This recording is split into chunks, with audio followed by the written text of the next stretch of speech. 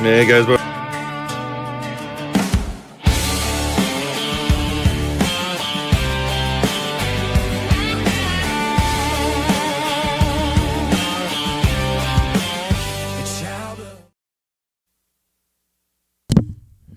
Hey everybody, we just got done with Prophecy Mondays, okay? It's 11:06 p.m. in Florida time. If you haven't tuned in to Prophecy Mondays, we come on every week at 8:30 p.m. Right now, we are doing overtime, okay? And we spoke a lot about all kinds of things that are going on in the world. The world is in one big hot mess right now. And we have never seen anything as bad as this year till we got to 2026. The way things are going at the kind of speed and the rate that this is going right now. Okay? I'll tell you right now, guys, I am just so blown away how things are moving. Well, we got Steven with us, and we got Bubba News joining us. We're going to lay out some foundational truths about Bible prophecy, the prophecy puzzle coming together with Hosea 2 and Ezekiel 39, Zechariah 12, and the second coming. We're going to point out key scriptures in it and how it fits into the timeline as we go forward into the future and our current situation right now with the Iran war. Okay? So I'm going to bring them in right now. And we'd like to give a warm welcome for these fellas. How you doing, guys? Howdy. Now, I understand I'm not really hosting this tonight. I'm letting Steven stream on my channel. I just wanted to do the honors and do the opening, guys. Thank you. I'm going to sit back and let whoever wants to host go right ahead. I am watching this thing right now at midnight with the Trump that he's about to make his move at Iran.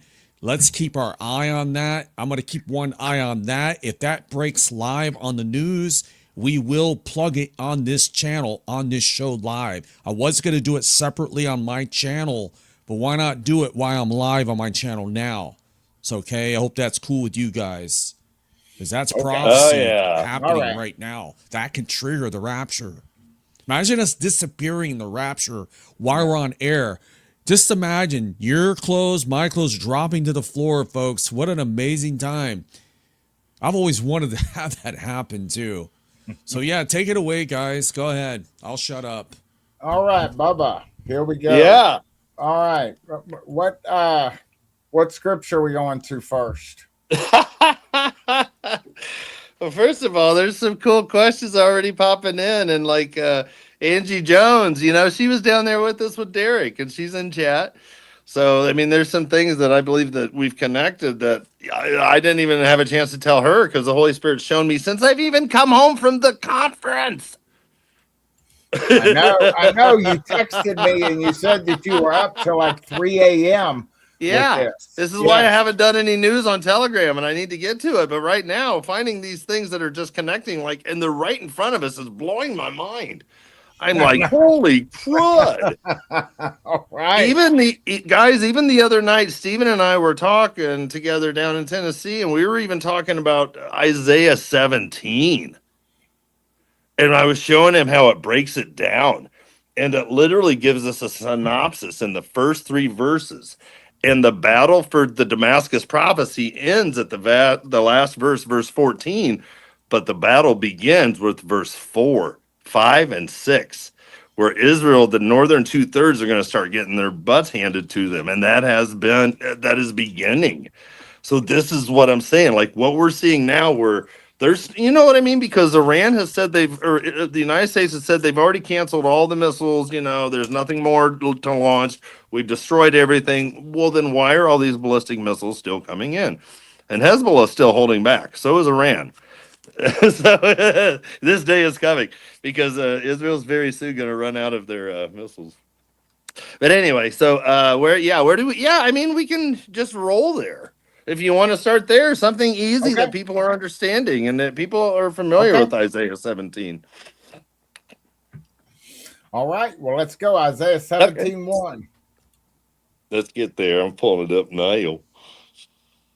See, I'm so excited. I didn't even know where to start in the Bible.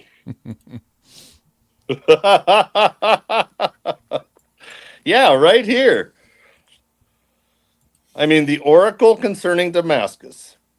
Verses 1 through 3 are telling us the whole synopsis of the rest of the chapter, because it tells us Damascus is about to be removed from being a city. This has never happened before, because Damascus has been the longest continuous city that has been around since Abraham's time. David knew about Damascus. This is the oldest continuous city. This prophecy has not been fulfilled because it will be removed from being a city. Because if this prophecy has already happened, then why do we still have the capital of Damascus? Yeah. I mean, seriously, it's right here, guys. It's like, I don't know what, I mean, and this is just basic study. This isn't even digging in deeper. It will become a ruinous heap or a fallen ruin. That has not happened, where there's no more people left. You know, and it goes down. The fortified city will disappear from Ephraim, and sovereignty will be removed from Damascus. And the remnant of Aram, Aram, that's the Druze people right now that the Israelis are trying to protect, right past the Golan Heights, right there north of Jordan. They will be like the glory of the sons of Israel. It tells us right there, the first time in verse 3, who wins this war? The IDF. Amen. Amen. And it begins right there in verse 4. And that day shall come to pass that the glory of Jacob shall be made thin, and the fatness of his flesh shall wax lean, because that's what's going to happen whenever, and we just saw like some of those big missiles on Rick's channel just a little bit ago, and and that the northern part starts being destroyed. And I mean, they're already, running. I think they're running lean on the. And Jenny Joe just pointed out a very important part. She says, verse 4, notice in that day. She just pointed out something very important. Couple things. Number one, when we read as believers, when we think in that day, it's talking about the day of the Lord. That's not true every time. How do I know that? In that day was first used in Deuteronomy 7, verse 35. Yes, that's the first mention of the wording. And it's talking about Abraham, Moses, and Aaron, talking about the sacrifice. So in that day, that was then. That's not talking about, you know what I mean? That's not talking about the day of the Lord. That's what I mean. That's the beginning of in that day phrase. But anyway, that going forward, in that day is actually beginning this whole section of scripture. It's telling us what happens beginning within that day. These things are going to begin to happen. And we have started seeing that ever since February 28th, when Israel started attacking Iran, and they have been firing back. So in that day, February 28th is when that began. In that day, February 28th, 75 days forward, is Israel's birthday, May 14th. Hey, guys. Yeah. I don't mean to interrupt you there, but this is now breaking. Iran unleashes devastating bombs on world's largest industrial city of Saudi Arabia. So they're dropping bombs already over there. They said what they said they would do. So I'm getting videos coming in from that right now. And that's from the Times of India. So I don't know. Trump hasn't made his move yet to bomb Iran. I'm looking for those feeds right now. So while you guys are talking, I'm looking for a live feed of something. So go ahead, guys. Okay. I just wanted to break in and say that right now. Okay. All right. Well, Baba, we need to get that. Remember those? Where were we at when we were, at the lodge, and you had all those highlighted and the connections that were made. Yeah. Yeah, no, it's really cool. Okay, where do we want to go next? Boy. I mean, yeah, because it all starts. I mean, because in that day, the glory of Jacob will fade. Right. This is when they're going to start losing their ability to protect themselves. And when we get down to verse 6, where it says, gleanings will be left in Israel like the shaking of an olive tree. And if we overplant An olive tree, literally, if you lay an olive tree north to south over Israel, from the top to the bottom to where it comes down and touches Egypt, when we read these verses, the northern 2/3, 2 or 3 olives in the topmost bough. So that's like the northern 2/3 or the northern third of Israel. 4 or 5 on the branches of this fruitful tree. That's the central part of Israel. That's from Tel Aviv over to Jerusalem. So that area northward is going to start taking a huge hit. And it's very specific because when it says 2 or 3 olives in the northern 1/3, 4 or 5 in the central, that's a very small number. Why do I say that? Because if there's only 2 or 3 left, an adult olive tree in Israel produces 500,000 at harvest. Not 2, not 3, 500,000. Wow. 500,000. That's what I mean. This is going to be huge.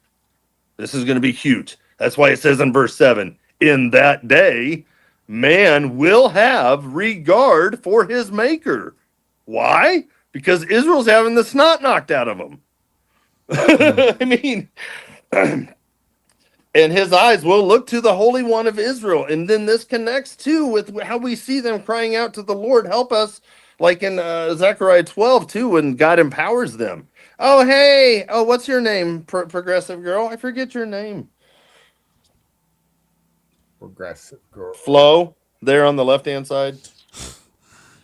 Insurance woman, progressive insurance. Oh my goodness. You had me confused on that. She wanted to say, hi, guys, I'm here for your study. That's it. That's it. She wants to sell people insurance in the northern part of Israel. We don't need her insurance. We got Jesus as our insurance. Yeah. There we go. There we go. Oops, not Isaiah. We went Jeremiah. The next verse just connects to Jeremiah 49. Yeah. Let's go back there. Oopsie. Jeremiah 49:23 ties right in with oh yeah. Well, of course it ties in with Psalm 7. Or no, we'll get there. All right. Let's keep going. 17. What verse are we on? Jeremiah. What'd you say? Jeremiah 49? Oh, well, I wanted to stick with your. Oh, real quick. Oh no, I just wanted to finish real quick. 17, if you don't mind, and I'll make it fast. Let's do it fast. Verse 9. In that day. Okay. Verse 9, in that day, their strong cities will be forsaken places like in the forest. And we read about this. It also tells us right there who wins again. Verse 9, before the sons of Israel. And it tells us why this war is even happening. Verse 10, because you have forgotten the God of your salvation and have not remembered the rock of your refuge. Why is this important? Because these people, the Assyrian people, they have lineage of the Assyrians, which will be part of the millennial reign. Some of these people that go into the millennium, Isaiah 11, verse 11. Anyway, and they are worshiping a strange God, verse 10, because they're shouting out Aloha snack bar, Allahu Akbar, the whole thing.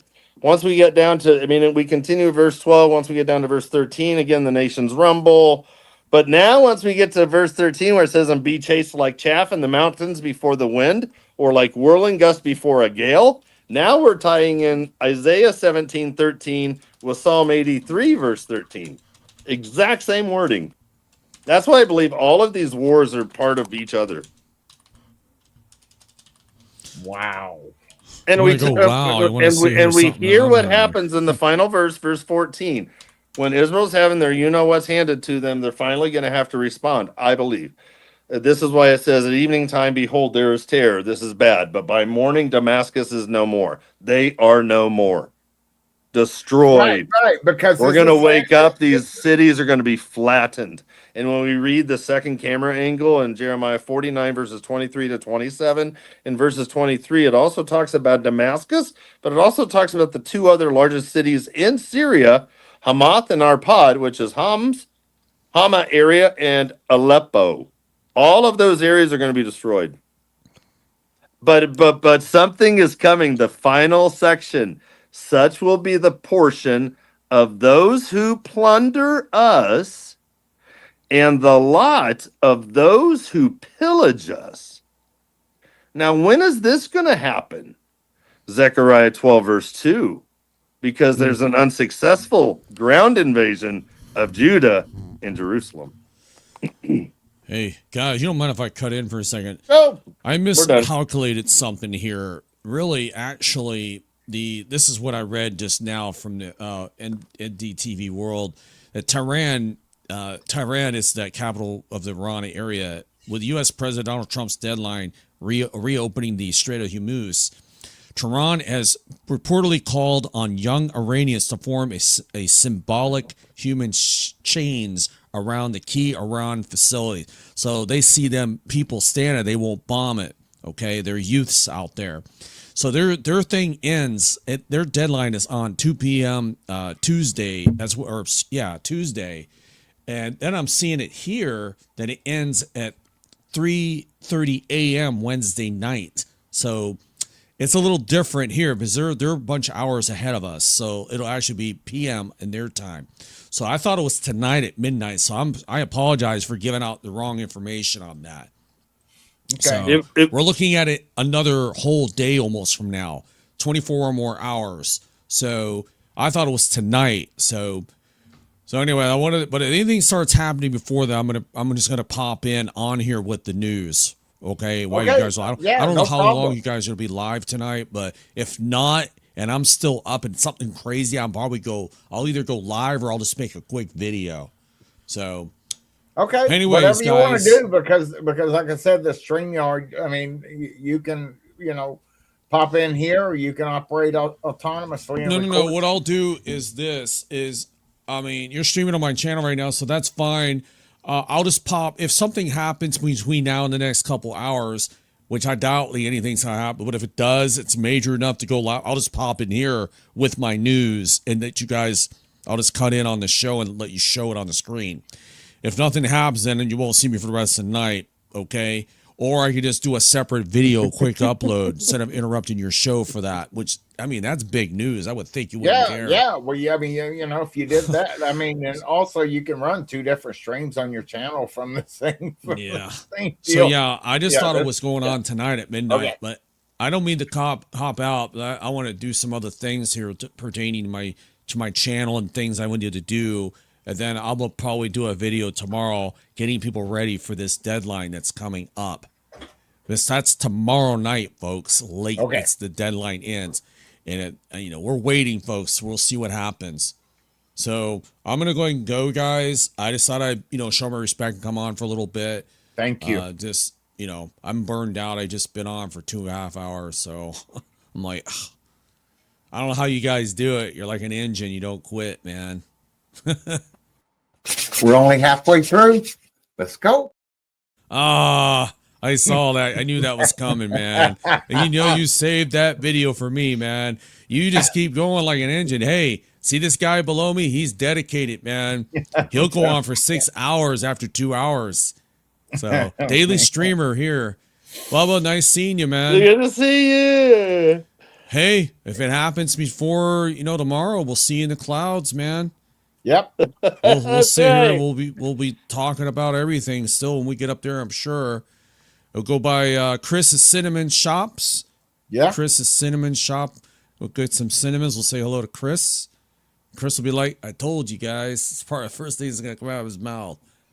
We already knew, Chris. So, yeah. Gotcha. Hey, guys. Love you. Love you too, buddy. Okay. All right. Have a good show, guys. Love you Thank too, you. Carol. Take care.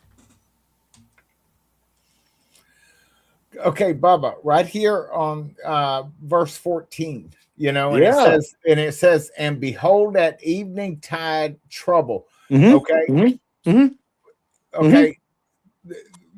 That's like Psalm 83 stuff, because right there, because it's Psalm 83 happens in the evening.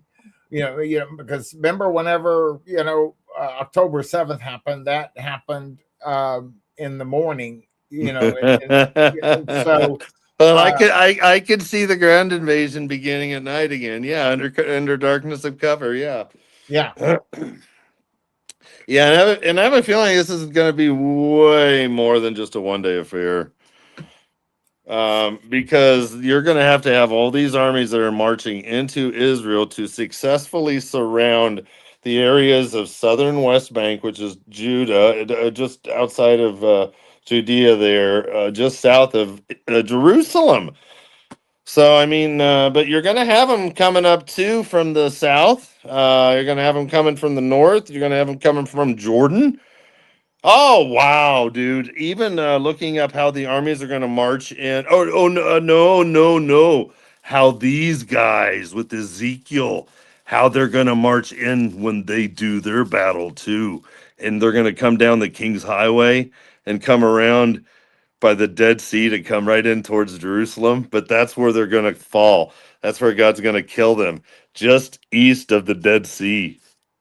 Haman Wow. Gog, the burial. Oh, it's so cool, dude. It's so cool, bro. Remember I've got that? maps and Hey, everything. I was up last night looking up all this stuff. I wish I could show you guys on screen. I'll have to show you. It's so stinking cool. do you have a screenshot of that? Remember all the colored that we were looking at the Rock and Rescue? Oh yeah, yeah. Whatever. What verse do you want? You tell me a verse, and I'll send you my. You had a screen up on there with all the different colors and everything. Send me that screenshot, and we're going to start there. And then I want to move into, everything going up to 3 a.m. Yeah, that's the last couple verses of Isaiah 17. Hold on, just a second. Well, no, I'm just saying those are the last couple. I mean, that's what I'm trying to say. There we go. All right, go over that. Well, up here, let's see if I can do this. Up here, this part right here in Isaiah 17:13, and be chased like chaff in the mountains before the wind. There's some really cool connections. Right there, it ties into Isaiah 83:17, and I have it in my notes it's on this phone here. Let me see here if I can click on it. Oh, I do. Oh, easy. Here, yeah. Yeah, ashamed. The word ashamed. Talking about yeah. Okay, Psalm 83:17 tie-in with Isaiah 17:13. Jeremiah 49:23. That's what I have there, but we haven't even gotten to the Psalm 83 stuff yet. But yeah, the stuff that has been popping off too is just the whole thing in Zechariah, how it ties in with Amos. Oh, and it's so cool. Not Amos, but Hosea. Well, also Amos. After 2 days we shall be revived, and on the third day, that verse. Yeah, that's all a connecting verse too. It's so cool. Oh man. Because we all of our lives have been trying to understand and place this, like, where does this go? How does this happen? And even like when we go, or if we want to go through Ezekiel 39, how they burn the weapons for 7 years, number one.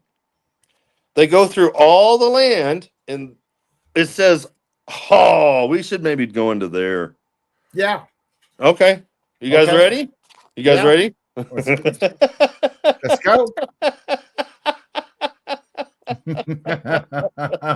Do you want to pull it up on your phone, or you want me to put it on the screen? Oh yeah, no, yeah, we'll go there. You where are we at here? Ezekiel. Come on, Bubbalicious, let's do this.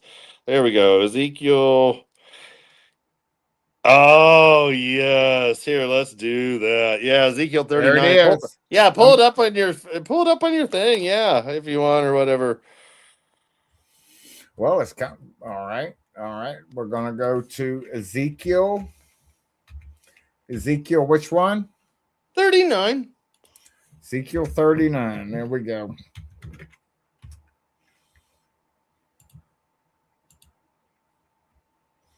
Okay. All right, where are we here? Sorry, my phone's acting the fool. Here we go. No, it does. It makes me think like, oh, that is so wild, dude. When you look at Ezekiel 38:1 and Ezekiel 39:1, they're very similar. Just right there. Look at Okay, here look at there. But you keep okay. All right, Bubba. Hold on a second, man. I hate to be the bearer of news, but I want you to get stuff pulled up on your screen, Yeah. okay, Yeah. on your phone, because I've got to pull out of this thing and restart this computer. Okay, but Sure. the live will continue. I'm gonna full screen you, and you keep going. Okay, while I restart my machine, and I'll be right back. Okay. Okay, All right. keep going. I'll be right back. I will. We'll be right here. I won't tell anybody. I promise. Okay, go. Hold on, I'm just scanning. Yes, bro. 39 and Jeremiah 2, bro. Yeah, okay. TY skis. Yeah, let's do that. You know what, Jenny Joe, and that's another killer thing because KJV is that's the only one that has that, which I think is very interesting. And I don't like how they keep it out of the other translations. I don't like that because I think there's something very important to that. In other words, 5/6 of their armies are going to fall. Leave literally 1/6 of them left, and they'll be fleeing back. I mean, and literally where they're gonna die is literally close to the old city, Scythopolis, where the Scythians are from. Where the Scythians are from. When we look at the army of the north, Gog, Magog, that whole scenario, when we actually dig into it, we see the Scythians being the furthest parts in the north. But but that's another fun study, especially like the Kremlin. I would love to go to the Kremlin. I mean, I don't know if I'd go now, but I'd love to go because I love how Dr. John Barnett says, the coolest thing about the Kremlin is when you walk in, it's like they're like a state museum.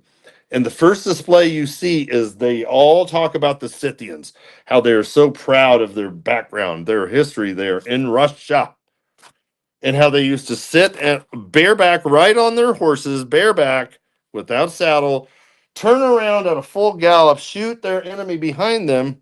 Done. Um, I mean, that's just some really cool stuff. Okay, all right, let's get to. Oh, I just stopped my Bible app, but let's. What, guys? My mind. That's my problem. My mind just is so going. I don't even know where to begin. Here, let's just start with this whole thing. Bring you from the north. Here, let's just do it. Let's just start with verse 1. And you, son of man, Ezekiel, prophesy against Gog, who's the king of Gog. The locusts have no king. Proverbs 30, verse 27. But in the Septuagint, we see that the king comes from the pit, and the king is King Gog. And he's the king of the locusts that we read in the Septuagint. And Amos 7, verse 1.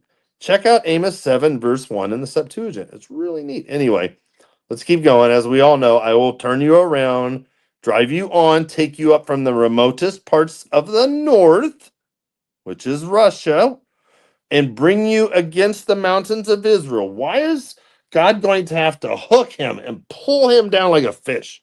Why? You guys, a lot of you know, some of you don't. The majority of Jews today have come from Russia and Europe after World War II. This is why you don't see and I know the conspiracies. Look at all the Jews in office. They all have Russian names. Blah blah blah. They're not the real Jews of God. Well, where do you think the Jews came from? Because after 586 and then after 70 AD, when the temple destroyed, they were kicked out to go to every single nation on the earth. And this is why God created Israel in one day, brought them back after World War II. They are here. Anyway, so he's going to bring him down from the. Check it out. Verse 2 tells you where the battle takes place, guys, right there. Bring you against the mountains of Israel. It tells you where the battle's going to take place. Outside of Israel, right there on the Jordan border, which is right where they're going to bury the graveyard of Haman Gog, because it all makes sense. Anyway, God's going to strike your bow from your left hand and dash your arrows from your right hand. So their missile launchers, their missiles, God's going to break them. He's going to strike them and dash them down. You will fall on the mountains of Israel. All these people are going to die. They're going to fight in this Gog Magog war. You and all your troops and all the peoples who are with you And we see all the players there in Ezekiel 38, the previous chapter, verses 1 through 6. And I will give you as food to every kind of predatory beast and beast of the field. That is coming. This is why it's a desolation. This is why they're burying them for 7 months. This is why after they're burning the weapons, after this battle's over, God takes care of them, and we read about the judgments at the end of 38. So we see the 39 is now the cleanup process, where they're going to burn the weapons. They're going to go in this whole area, all throughout those mountains there, literally just north of Petra. But all those anyway, here he comes. Sorry, am I going too deep, guys? Let me know. You're not going deep enough. All right. Oh, wow. Well. Oh boy. Man, got to get keep up my $1 million studio look here, man. Okay. I love it. So what did I miss? So now let's just keep going. Let's keep going. I was talking about where they're going to be buried. Keep going. Yeah, let's get down to verse 11 because it tells us exactly where they were buried. On that day. Let's go with your phone. Put it on your phone. Come on. I want to read it. Oh, well, I don't know how easy this is to read. Yes, we can read it. Let's go. On that day, I will give Gog a burial ground there in Israel, the valley of those who pass by east of the sea. What are the sea? What is the sea? It's the Dead Sea. I'll keep going, Kitty. And it will block off those who would pass by. So they're not going to allow people to come through this area. Wow. So they will bury Gog there, the leader of the Magog war, with all his people, all his horde. And they will call it the Valley of Haman Gog. And I have pictures. For 7 months, the house of Israel will be burying them in order to what? To cleanse the land. How many people are going to do this? Even all the people of the land will bury them. And it will be to their renown right there. What they're going to do is they're going to set up a permanent marker for those going into the millennium to see what happened when they come against Almighty God. That we'll get to there too. Okay, yeah. But hold on right there. So if Putin is Gog, because we've been told it could be somebody else, because I have a feeling it's going to be a demonic something or other. But that being said, because as you and I talked about, there's a reason why this hook in the jaw is going to be there. Because after what's coming with, I believe, the radiation from Bushehr, out of the Persian Gulf and the entire Gulf of Hormuz is going to be shut down for at least 6 months, because no one's going to want to travel in or out because of the radiation. The radiation is going to come into Saudi Arabia. It's quickly going to turn Saudi Arabia, which is already turning on Israel, to quickly back them and to want to go against Israel and take them out. And because their people are now dying, because Israel started this war, and because Israel started this war against Iran, Iran is now bombing Saudi Arabia. Mohammed bin Salman and all his structure of his money making oil. He's getting ticked. He's almost had it. This is going to push him over the edge. He's going to want to join with Hezbollah. He's going to want to join with Hamas. He's going to want to join with these Iranian proxies to attack Israel. But here's the problem. Once Saudi Arabia turns, as Saudi Arabia goes now, so does Jordan, so does Egypt. We now have the Psalm 83 war. It's all setting up. It's all setting up. And, and it doesn't make any sense that Putin or whatever, the Russians, would join with the Arabs. Well, but that's the here's how I remembered it too. ICOR, inner circle. Once God takes care of all those nations that hate Israel and have hated Israel for years and years and years, those on their Sabib, their borders, their neighbors. Once God removes all of those neighbors that have attacked Israel before, Right. There are now no more of those evil neighbors that God calls them to bug Israel anymore. So now all these other outer ring players who have never attacked Israel ever before in history, unlike every Psalm 83 player who has before. None of these other players, from Turkey to Russia to Garma to Kush to Put to Libya, they've never attacked the Israelites before. They will now. Once this inner circle's taken out of the way, this outer ring can march in no problem. I mean, but yeah, this is why the hook in the jaw is going to happen, because after the Psalm 83 war, Israel's going to take over all of the natural Yeah, gas, because they're going to take over all what I of the was fixing to booty, say. You all know, of the that's that patch on oil. their arm that they're Yes. wearing. And then that's where they Yes. have all the booty. Yes. Then, Yes. And the Red Sea is so important. And once the Houthis shut it down with the Bab of El Mandeb right there by Djibouti, not my booty, Djibouti. And once the whole thing takes place with the Persian Gulf and the Strait of Hormuz, Russia and Turkey are now no longer getting their oil that they need for their countries. Guess who has all kinds of new oil now, because they've taken all of Egypt's stuff. They're now going to take over all the rights off of Gaza that is so rich, and Israel knows it, and they are salivating, and they're going to take over all of the oil rigs sitting off of Lebanon. So Israel's going to have all of this oil and natural gas, and Russia and Turkey and these countries like Algeria and Sudan, who's in civil war right now, Morocco, these other countries. Morocco's in the Abraham Accords, not for long, with this the wow. Ezekiel 38 war. All these people are talking about how beautiful the Abraham Accords is. It's not common, in my opinion. That's what I'm saying. We don't understand. There's some mega things that are just going to flip so much of what we think is the way it's going to go into out the window scenarios. It's Okay, well, all great. right. Then that begs the question. That begs the question, Bubba. Well, I mean, then what is going to be strengthened?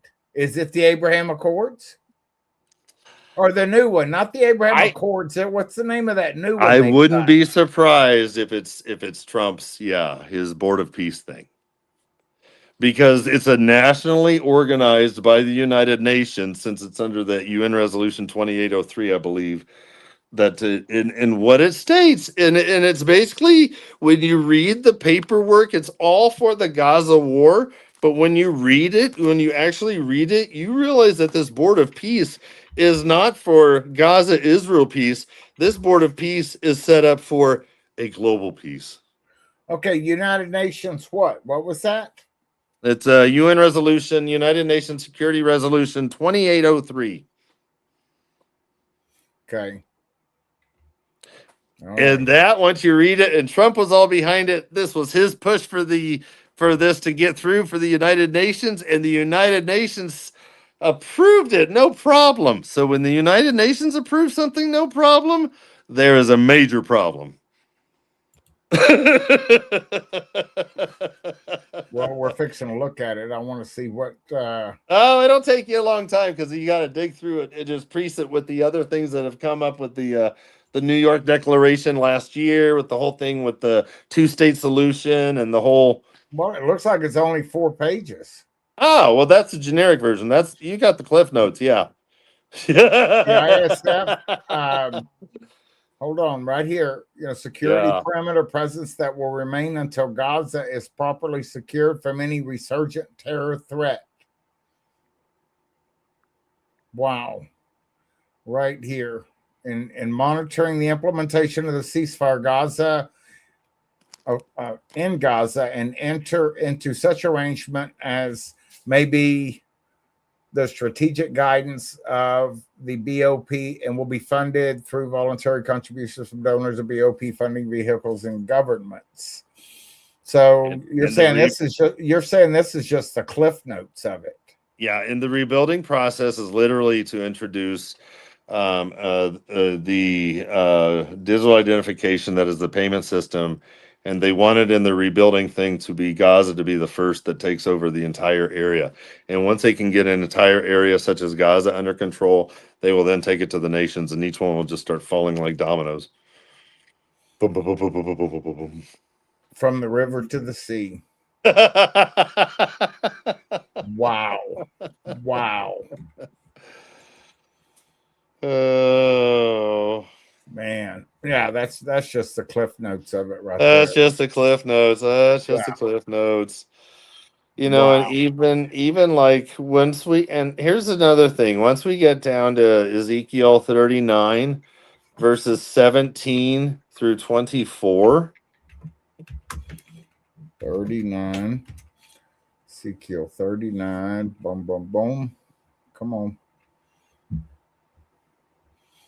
Okay, there we go. Add the stage. Ezekiel 39, what? 17 through 24. And thou, son of man, thus saith the Lord God, speaking to every feathered fowl and to every beast of the field, assemble yourselves and come gather yourselves on every side to my sacrifice that I do sacrifice for you, even a great sacrifice upon the mountains of Israel, that ye may eat flesh and drink blood. That's correct. That's correct. Check this section out. We all wonder where this one goes. Okay. Ye shall eat the flesh of the mighty and drink the blood of princes, of the princes of the earth, of rams, of lambs, of goats, of bullocks, all of them fatlings. Yes. Of Bashan. Yes. But the key things are this in verse 17: assemble and come, gather from every side. We're now not talking just locally about the mountains of Israel. We're talking about north, east, west, south. In Ezekiel 39, this is so beautiful, and we always miss it. I've missed it for years. In my opinion, Ezekiel 39 should literally stop at verse 16, because verses 17 through 24, they describe when we come back at the second coming and what happens at Armageddon. Because as we get into verses 25 through 29, it tells us what's happening as the Jews are getting ready to go into the millennial period after Jesus has returned at the second coming, which takes us right into the very next verses in chapters 40 through 48, which is all about the millennial reign of Christ. It's like a perfect. Wow. Because 17 through 24 connects exactly with Revelation 19, 17 through 18. You keep that up there. I'll go to Revelation 17 or 19, 17 to 18. Okay. Yeah. Yeah. See how okay, go down to 17 through 24. Okay. But once you get down to like 17 with the birds and mid heaven, the great supper of God, all the birds, verse 18, so that the birds may eat the flesh of kings, the flesh of commanders, the flesh of mighty men, the flesh of horses, and those who sit on the horses, and the flesh of men, both free men and slaves, small and great. Why is that wording there? Because it's talking about those in the tribulation in the last half. Because this whole section just ties right in. Check it out. Verse 19. And I saw the beast, the Antichrist, and the kings of the earth. Remember when God gives them all 10 power for 1 hour to fight against God at Armageddon when they come against Israel? For the successful siege of Judah and Jerusalem, which we read about in Zechariah 14:2 onward. But anyway, that's another cool section which ties in. And I saw the Antichrist and the kings of the earth and their armies assembled to make war against him. Against who? Against Jesus. Well, that's verse 19 of Revelation 19:19. Who sat on the horse and against the great army. But that's what I'm saying. All this ties in right there with what you have right there. But check it out. It also ties into Jeremiah 12, 9 through 10. And I'll flip that up here real quick. Check this out. All right, Jeremiah let's go. 12, 9 through 10. Is my inheritance? He's talking about my people, my land. It's capitalized. My inheritance, like a speckled bird of prey to me? Are the birds of prey against her? Against who? My inheritance, my people, Israel. Are the birds of prey against Israel on every side? No. Who are they against? Those who come against Israel on every side. Go, gather all the beasts of the field, bring them together to devour. Many shepherds have ruined my vineyard. They have trampled down my field. They're coming in against Israel and Jerusalem and Judah. They have made my pleasant field a desolate wilderness. It has been made a desolation, desolate. It mourns before me. The whole land has been made desolate. When is that going to happen? After the midpoint of the tribulation. The entirety of Jerusalem is going to just fall and go downhill fast. This is why Jesus tells them to flee to the mountains. This is why they're burning weapons for 7 years. Something changes. That's what I'm saying. Everything changes. Yeah. But anyway, as we keep going, it talks about all this stuff in verses 12, Jeremiah 12. There is no peace for anyone. Why does it? Oh, anyway. All right, sorry. Well, back to you. I'm trying to keep up with you here, man. I mean, I want to show everybody this. I know, but I mean, I just get too excited. Because if you can flip to it on your phone quicker, I know that's what I'm saying. That's how I should probably do it. Yeah. Yeah. Like boom, boom, boom, boom. Right. Yeah. So. Okay. Well, then but go to even Jeremiah. like okay. Well, check this out. Even like the last 5 verses of Ezekiel 39 of the Gog Magog war talks about how God is preparing the Jews after He's taken care of them in Armageddon. In the previous 8 verses of 17 through 24, what's getting ready to happen? Israel is restored going into the millennium. In Ezekiel 39. Therefore, thus says the Lord God, now. This is after He's taken care of them at Armageddon. Now I will restore the fortunes of Jacob and have mercy on the whole house of Israel. Because the whole house of Israel God has taken already by this time. God is done with the sheep and the goats judgment, the wheat and the tares. All the people that are going into the millennial kingdom are those who He wants there and those who have accepted Him, the remnant. The whole house of Israel. And I will be jealous for my holy name. They will forget their disgrace. Who? The Jews. When? Of their previous 7 years of tribulation. And all their treachery, which they prepared in their stupidity against me, Yahweh, God, Jehovah. When they live securely on their own land with no one to make them afraid. That's exactly when they live peacefully for 3.5 years. The Antichrist is like, I've got you guys. And they're like, yay.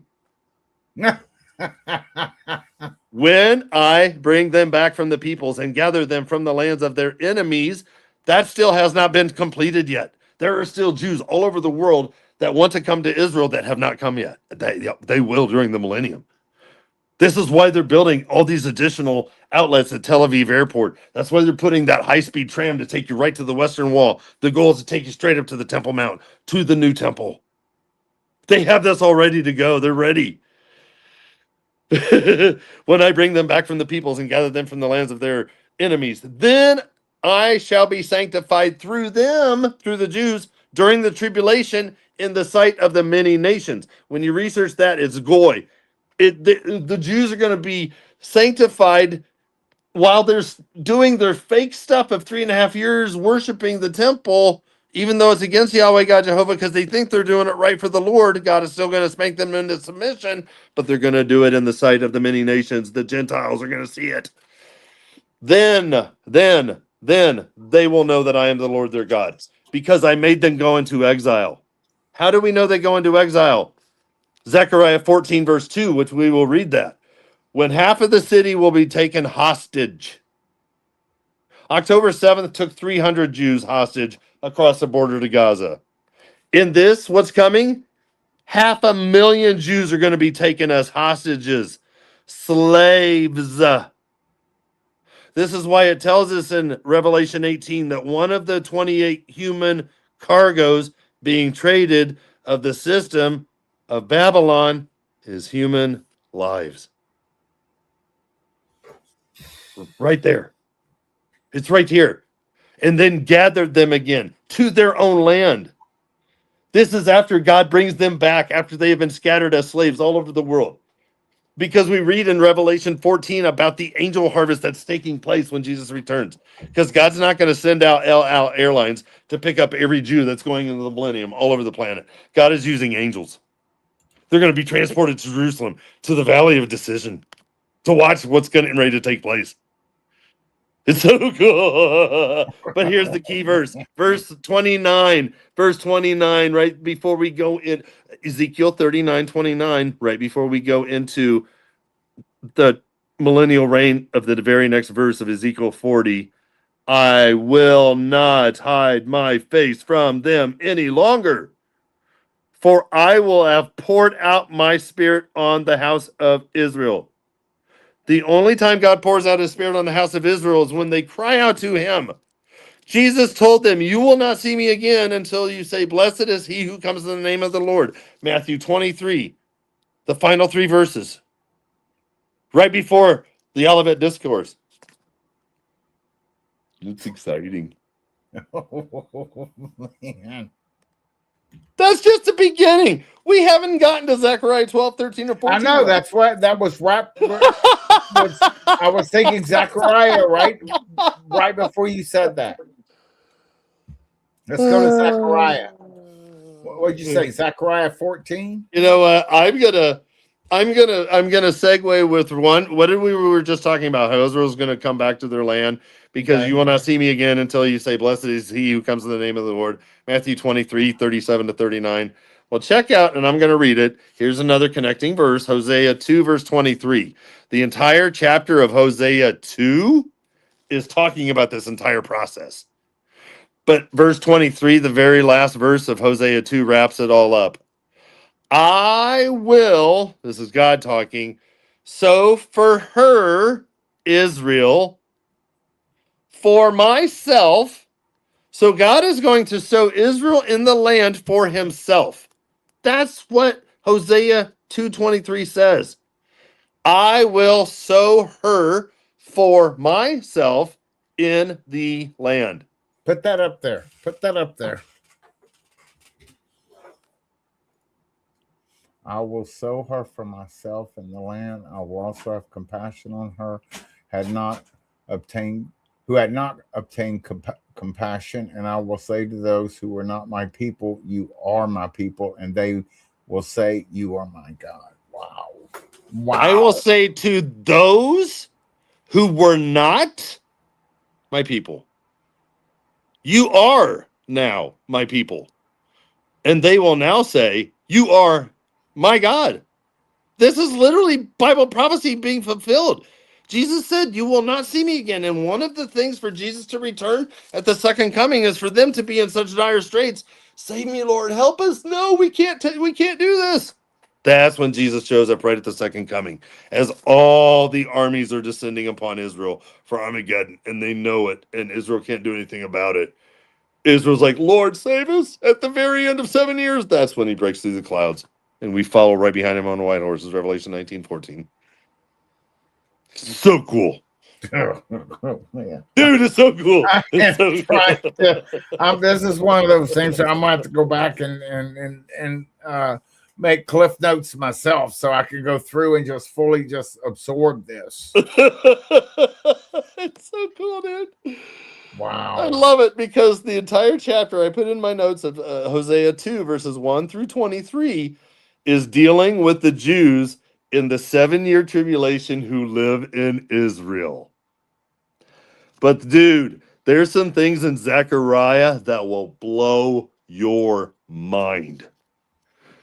Angie Jones. I know. AJ. There are some things in Zechariah that are going to blow your mind. You ready? I'm ready. We'll do a grand finale. We won't keep it forever if you don't want to, because it's midnight here Eastern time. So we'll keep it kind of as a tease, because there's more. There's more. This is only $19.99 per hour. So keep going. We're billing everyone who's in chat. You'll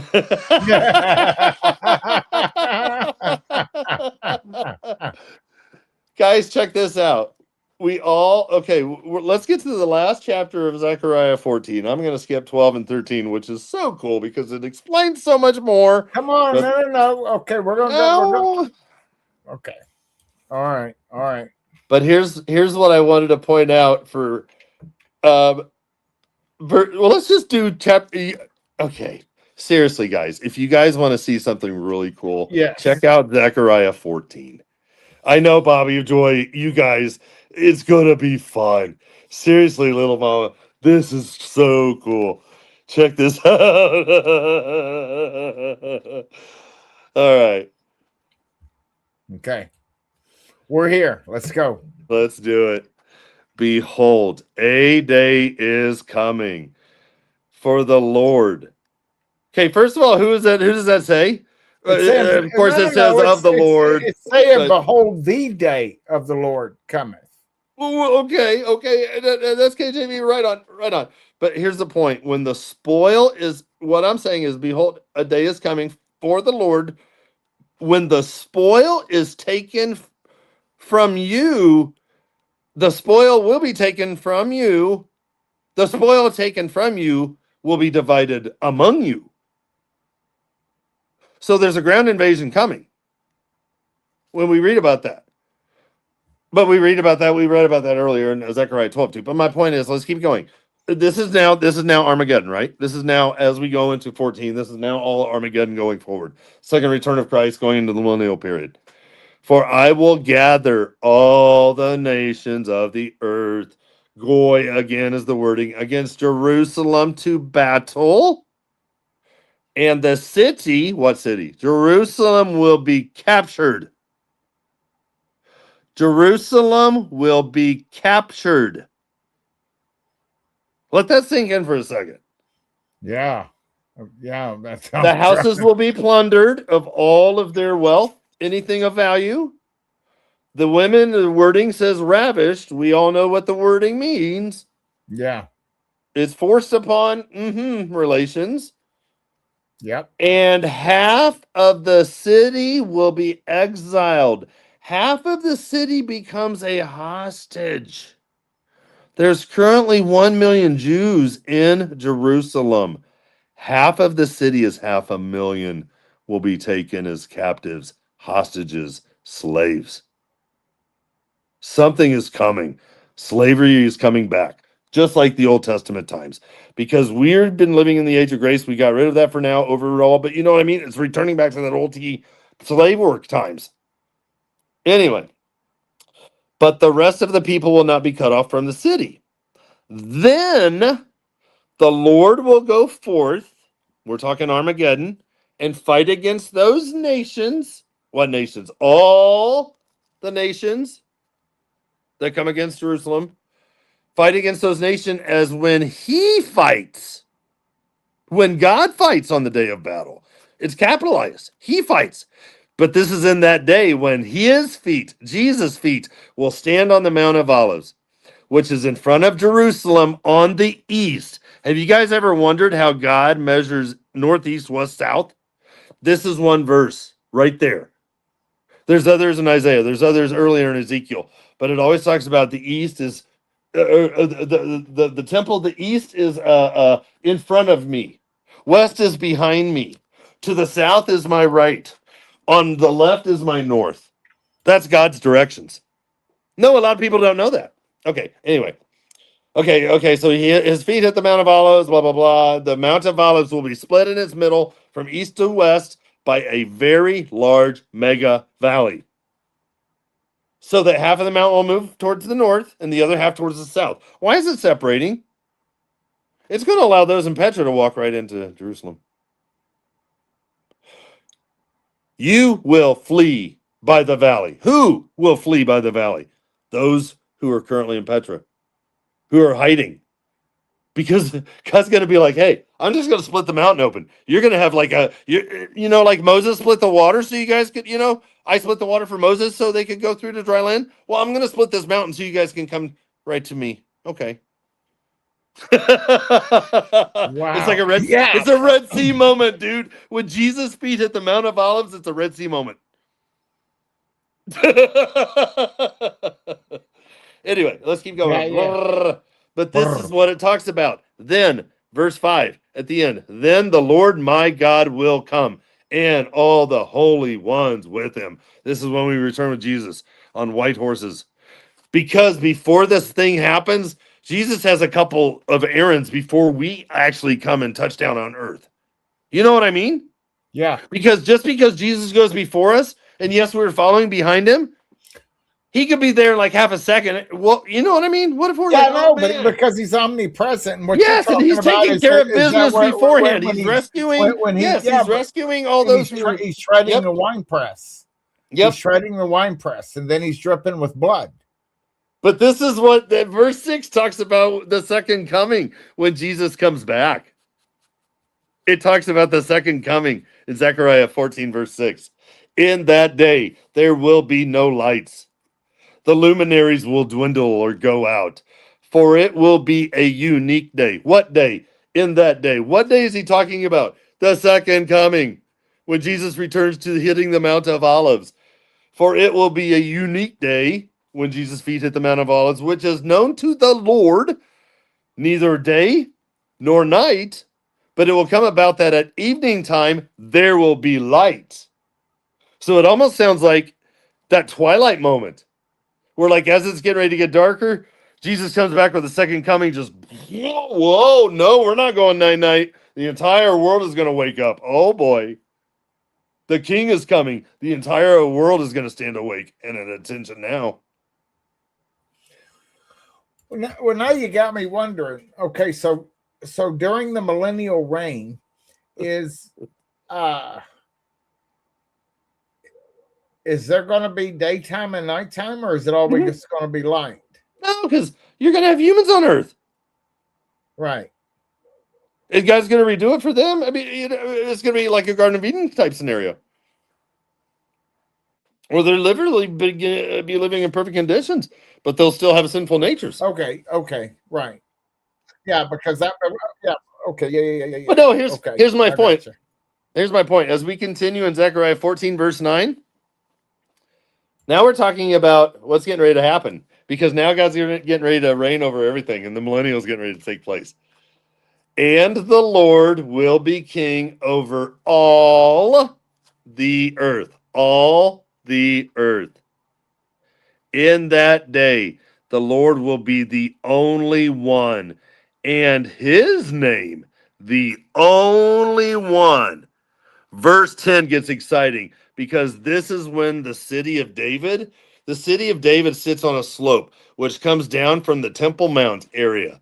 This entire tongue of the city of David that's sloping down, God is going to raise the land to make it huge and flat because, and I'll have to research it more, but I believe that's what it is. Some people believe it's another part of Jerusalem there on the north. But my point is, God is going to raise the land. He has already split a mountain in half.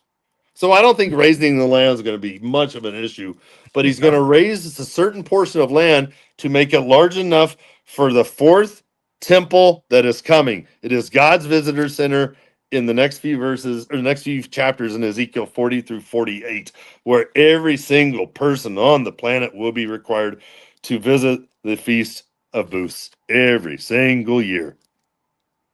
And if you don't come to the festival or the Feast of Booths every single year, God will not allow it to rain on your plot of land for 1 year until you can come back next year. So this is why Jesus rules with a rod of iron. Like, you guys are going to have perfection, but you just have some rules. Anyway, check this out. Verse 10. All the land, all will be changed into a plain from Geba to Rimmon, south of Jerusalem, but Jerusalem will rise first and remain on its site. God is going to transform the earth there in Jerusalem for God's new visitor center that's coming in Ezekiel 40:48. And there's indications that the fourth temple is going to be in God's visitor center and this court and stuff. But the indications are that it's 7 miles long and 7 miles wide, almost 50 square miles. It's basically going to be like the world's, like we have the State Museum. This is going to be like the world's museum. Like you have to come to God's Visitor Center. Like we used to take road trips, or field trips when we were kids. Let's go. Anyway, but check it out. It's talking about Jerusalem. People will live in it, verse 11, and there will no longer be a curse. No longer be a curse. For Jerusalem will dwell in security. Now, this will be the plague. Now, as we get to Zechariah 14, verse 12, now we're tapping back into the Ezekiel 39, 17 through 24 that we just read, and the Revelation 19, 17 through 18, when we just read about the beast of the field, the great supper, where all of them die because of Armageddon, with Jesus when he slays them with the brightness of his coming. Now this will be the plague which the Lord will strike all, and it tells us who God's going to strike and why we know it's this time frame right before we go into the millennial period, because it says all the peoples who have gone to war against Jerusalem. The only time when all the entire planet is going to go to war against Jerusalem is at the end of the 7 years, because they're going to do Armageddon, because the entire world is going to say, screw it. They can't get rid of the Jews. The entire world is going to take them out. So what you're saying basically here is where their flesh shall consume away while they stand upon their feet. Yes. This is it right here. Coming. Yes. That's not necessarily a nuclear war or anything. That's correct, right? This is when Jesus, that's why it tells us, like, he slays them. He doesn't even give them a chance. He doesn't even give them, you know what I mean? He's like, no, you guys, you're done. This is why it says, when they go to war against Jerusalem, all the peoples, their flesh will rot while they stand on their feet, and their eyes will rot in their sockets, and their tongue will rot in their mouth. Who's he talking about? All those peoples that are coming for the Battle of Armageddon. It will come about in that day that a great panic from the Lord will fall on them. You think?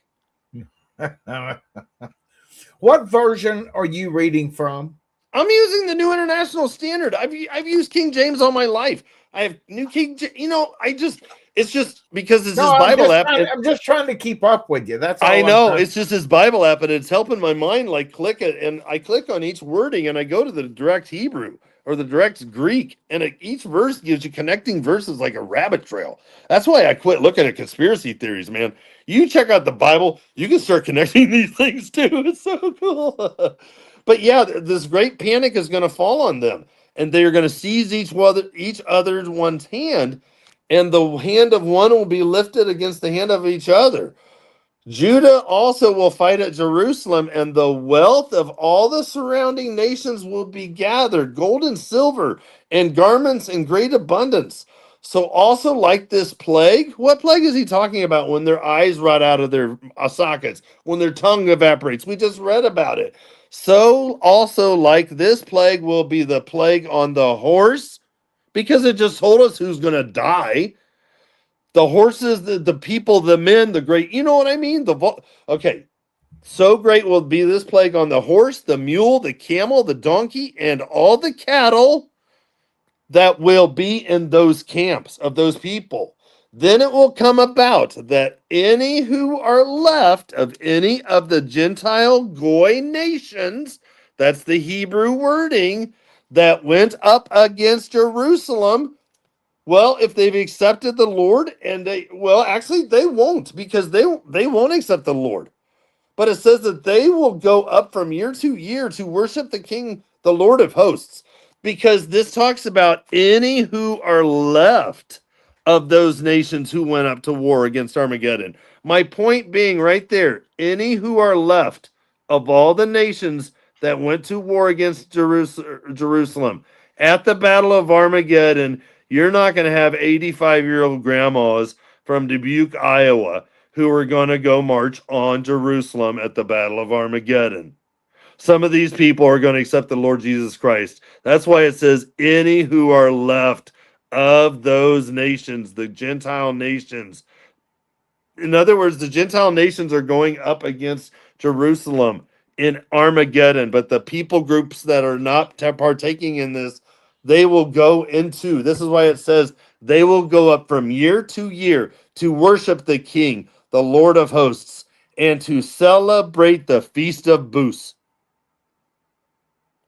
And it says, and it will be that whichever of the families that do not go up to Jerusalem once a year to celebrate the Feast of Booths, to worship the King, Zechariah 14, verse 17, there will be no rain on them.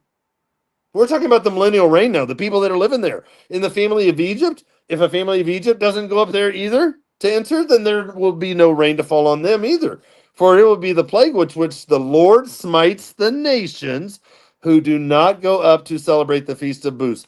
This will be the punishment of Egypt and the punishment of all the nations who do not go up to celebrate the Feast of Booths. And this is why it says, in that day there will be inscribed on the bells of the horses, holy to the Lord. Now we're talking about God's visitor center in his fourth temple in Ezekiel 40 to 48. And the cooking pots in the Lord's house, the fourth temple, will be like bowls before the altar. And every cooking pot in Judah and Jerusalem will be holy to the Lord of hosts. And all who sacrifice will come and take of them and boil in them. In other words, those who are participating in the sacrifices that are coming, but check it out. This is a promise for the Jews. There will no longer be a Canaanite in the house of the Lord of hosts. And that's the final verse of Zechariah 14:21. Wow, I might have to let this sink in a little bit. Wow. It's a deep one.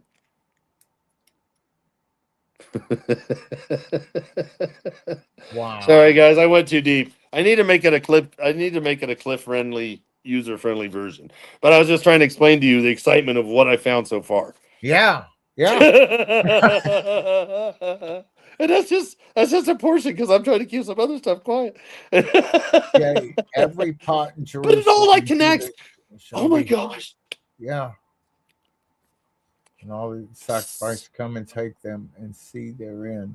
And in that day there shall be no more the Canaanite in the house of the Lord.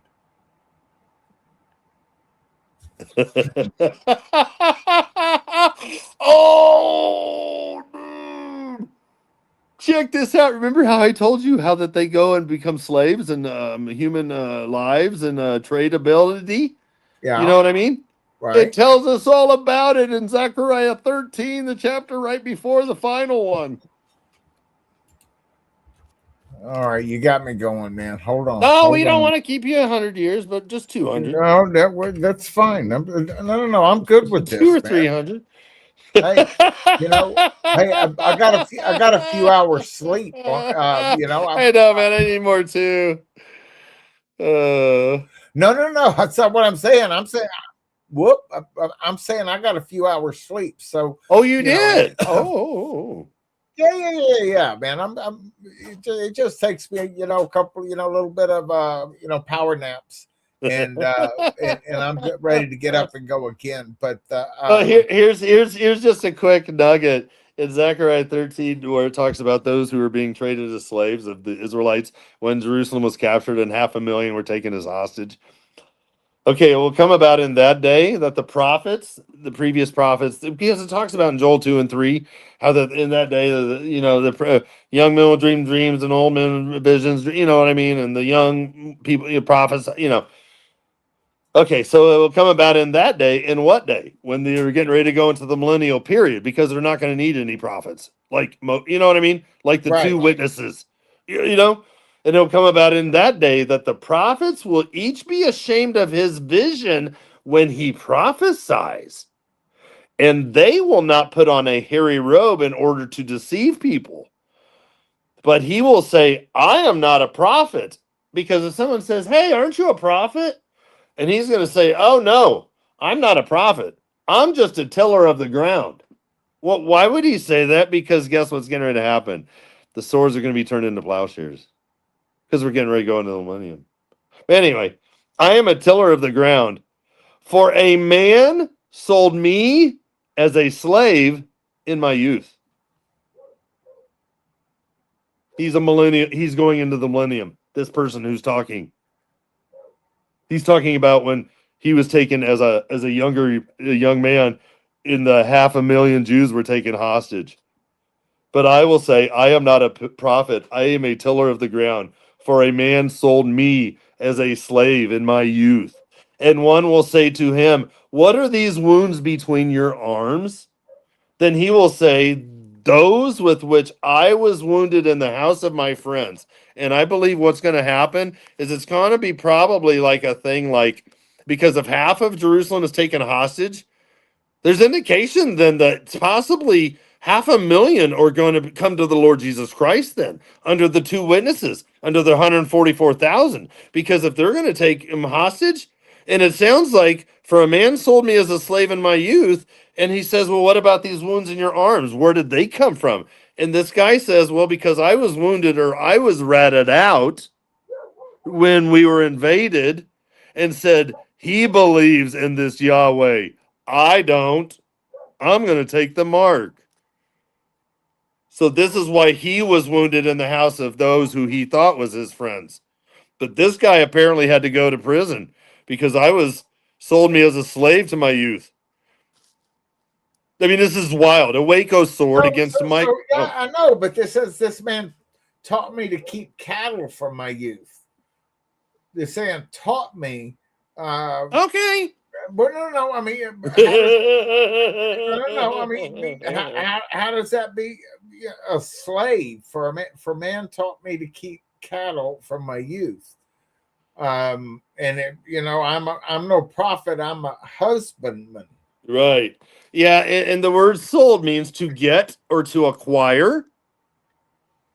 So if I'm taking a hostage, I'm getting or I'm acquiring as an exile. I mean, I see what you're saying, but because it sounds like that there's other people in the house, is what I'm saying. Right. Because, and then someone will say to him, but what about those wounds on your arm? And this is why. And this is why it's almost like the following verse says, awake, awake, awake, O sword. In other words, like, awake now, military term, against my shepherd, against the Antichrist. Because, yeah, it's capitalized, even shepherd. But it's like the Lord is going to use whoever he wants for his purpose. And against the man, my associate. So again, God's like using this, I believe, declares the Lord of hosts. Strike the shepherd, strike the leader, strike the Antichrist. Why?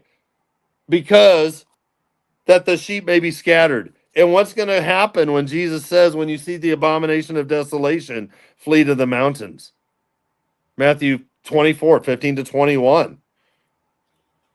And when half of Jerusalem is taken hostage and half of the city is taken exiled or captive, their sheep are going to be scattered again, once again, all over the world after they've already been brought into the land.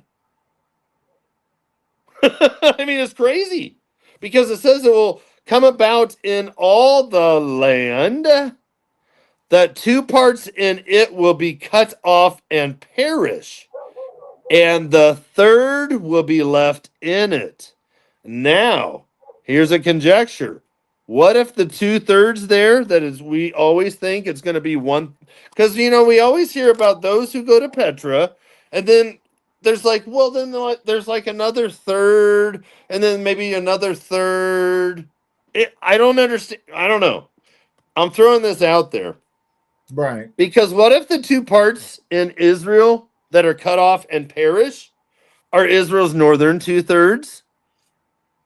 And the reason I say this, from basically Jerusalem to Tel Aviv, north to, Haifa in the Galilee and stuff, is because what is the other areas that the unsuccessful siege happens in Zechariah 14 or Zechariah 12:2, and then the successful siege happens in Zechariah 14:2.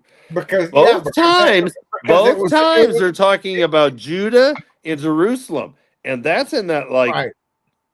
yeah, Because it was, and that literally is like almost a third, almost like the rest of the 2/3 is that the northern Jeroboam took them, and said, you don't have to go down to Jerusalem anymore to worship. Yeah. You can just worship up here.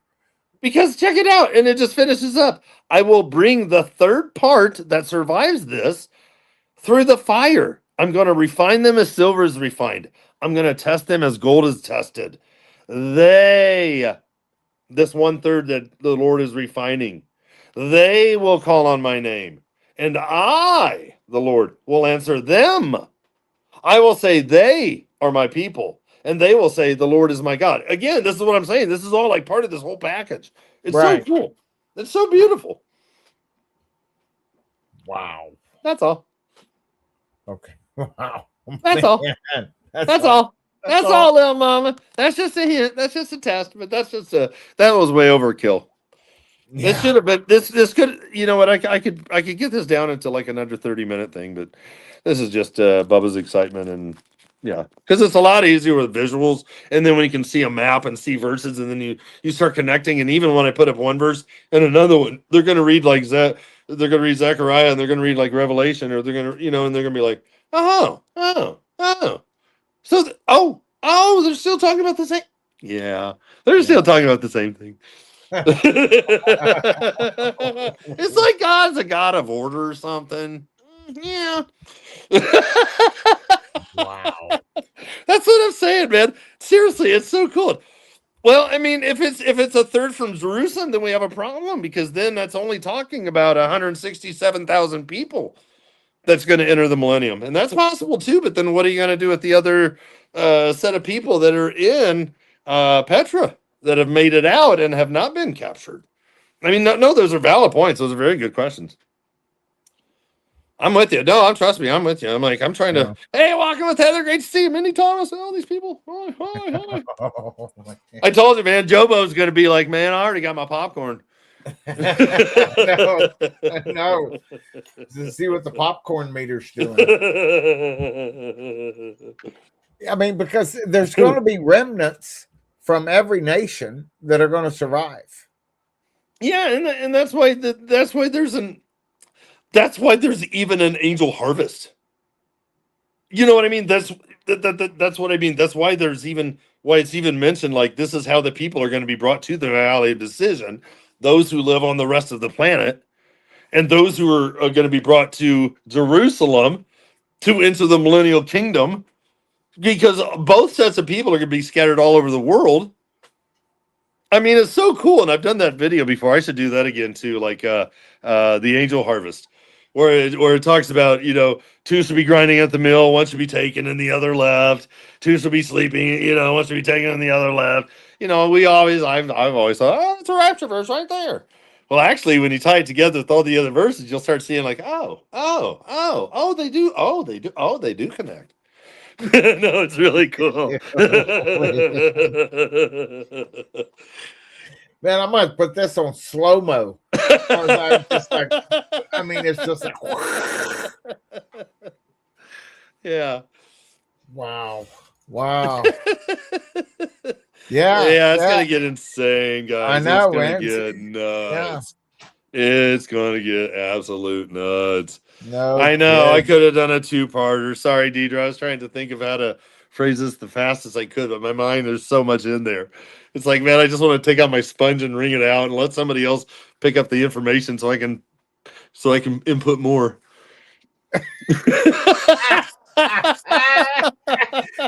You mean my cloud? I've only got a terabyte limit. I've only got a terabyte limit. And I don't think I can upload I know I can upload my brain to the cloud, but I need to do a clean out through my terabyte in my brain, because I've got about 94% full. So I need to get rid of the clutter in my brain. Wouldn't that be cool if we could just hit it like a delete thing, like things that we don't need to remember anymore? Like, get rid of that. Yeah. Yeah, but it's so cool because it tells us there too that the Jews won't remember how they use their old thing. But it's so cool because even in the Ezekiel 39, where they're going to have this section, and it's literally going to become. Have you ever read those verses where it talks about a salt nettle or like a place of jackals? I know you guys have read those kind of verses and stuff. This is all talking about what happens in that where the burning of weapons for 7 years and the why the people die, because there's going to be something happening, and it indicates scripturally like there's going to be some like high-end people that are going to, and it almost sounds like there's going to be something that could be not very pretty, because it sounds like, and this is also why I believe it says that these three shall be kept out of his hand: Ammon, Moab, and Jordan. You know what I mean? Ammon, Moab, and Edom. And I believe the reason being is because the Jews will be in Petra, and what's going to happen in the northern 2/3 of Petra, well, the northern 2/3 of Israel or Jordan, is that there's going to be so much destruction, because when we read Jeremiah 49 verses 1 and 2, Amman, Jordan, the capital of Jordan, becomes a mound of dirt. Just like Damascus is going to become a heap of ruins, the capital of Jordan is going to become a mound of dirt, like they never existed. I know. I'm pulling something else up here real quick so I can. Night, guys. Thank you. Wow. You know what? That's another very. You know what? I've heard that too. How do you say ty skiz? Yeah. Skiz. Where you at, Skiz? Skiz, where you at? Are you scared? Are you scared? Yeah, no, I know, right? Yeah, because even Chuck Missler talks about that. Those who love me, and well, that's not the same wording, but yeah, these wounds between your arms. Yeah, no, I know. I've always heard that. Yeah, I've heard Missler talk about that too, because that's just a weird wording, and it almost sounds like it is like a crucifixion kind of a thing, or yeah. No, it's good. I know. No, that's it. Yeah. I know, little mama. I know. Bubba. Oh, I wore little mama out. Oh well, that's all right. Oh well. Wow. My goodness. Okay. All right, man. That like burnt my brain there, man. Wow. Things that make you go, huh? Yeah. There we go. All right. Was it too deep? It was great, dude. It was great. Yeah. So yeah, I need to post. When did you post that right there? The pilot got rescued. Yeah, that was that was really wild. I mean, because they used they brought in I mean, we lost 2 of our C-130Js. We had damage to a Black Hawk. They shot down the A-10 the other night when it was doing the kills to help prevent, and keep the land going. And the reason that they got the F-15 too, as well, is because they have these man pads. I mean, this is why they don't have air superiority, or they have air.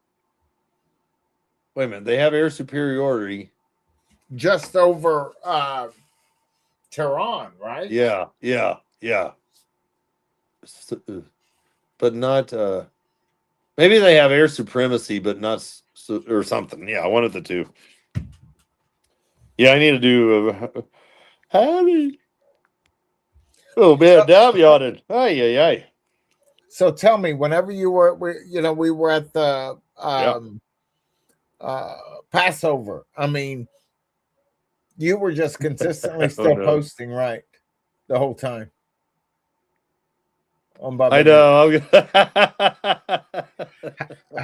I just gotta. I mean, how do you do everything, like with the word, and then with it just blows my mind. Well, seriously, it's like a puzzle. It's like once you figure it out, it like all starts connecting. It's like no, and it's not even like I'm trying to find things. Because you know what I mean? Because so many people, they have an idea in their mind, and they try to find a verse to match their thought, whether or not it's accurate or not. Well, I found this verse that kind of matches what I'm thinking. So, yeah, this is what I believe. Oh, okay. Okay. Yeah, I'll have to say. Amen, artist Wendy. That's right. That's right. That's right. That's right. Yeah, the 1335 days, Sean Cook. That was so cool too. Daniel 12:12. Yeah, yeah, yeah. Let's roll there. That one's fun. That one's fun. Daniel 12:12. Yeah, how blessed. Yeah, that's so beautiful. I love Daniel 12. First of all, he tells us to, God tells him to seal up this book until the end. And again in verse 9, after verse 4, seal this thing. And basically, everything sealed is now being revealed. Conceal these words and seal up the book until when? The end of time. Or when? The end of time. Blessed he that waiteth and cometh to the. Oh yeah, then we get down there. Yeah. Let's see here. Where two others are stealing one. Oh yeah. Oh yeah, that's so wild, dude. It's almost like the two witnesses. Anyway, he said, "Then go, Daniel. Yeah, go your way, Daniel. For these words are concealed and sealed up until the end of time." I love that. That's such a cool verse, Daniel 10:12. Well, that was thing that I was thinking about when we were at the Passover. Yeah. Is that with Daniel, when Daniel was asking, But check this out. If God would have revealed any part of of that, he would have been like Abraham, and then like the number, okay, well, what year? Okay, Yeah. what month? Okay, the what day? What hour? Yeah. Oh. Wow. Oh. What's that other verse we just read? Oh, Jesus is the way. Bubba, do you have ADHD? Man, I have ABC 1, 2, 3. I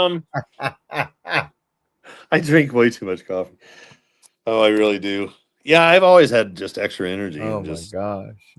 When I was 5 years old, I started taking piano lessons with the pastor's wife, and the second week my legs were just going back and forth underneath that Here we go. We got a stool. question right here, Bubba. There we go.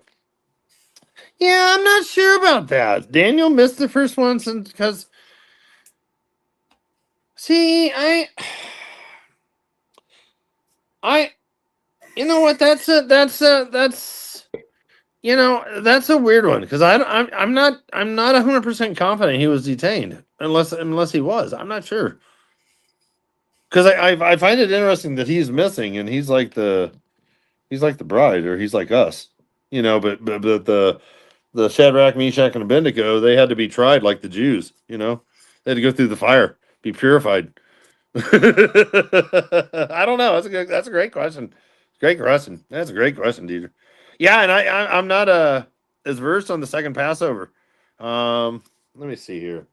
Yeah, she's got me thinking. I know that's in. I know you can't take us nowhere. Is that in Exodus 12? Oh no. Exodus 12 is where he moved the head of the year.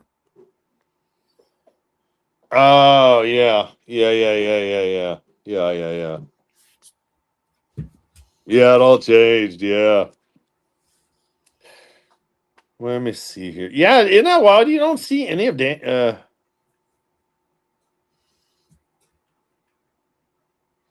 Yeah, I'm gonna have to go back and study. Anyway. All right. So what do we got here? A honey bun. Yeah, I'm good with that too. Yeah, I'm with you, Akira. And Absolutely. Yeah. They had the exile. Yeah. Yeah, I'm gonna go get. What was it? Hold on. Keep going, Bubba. No, I'm trying to think. What was it? 596. Wait a minute. 586.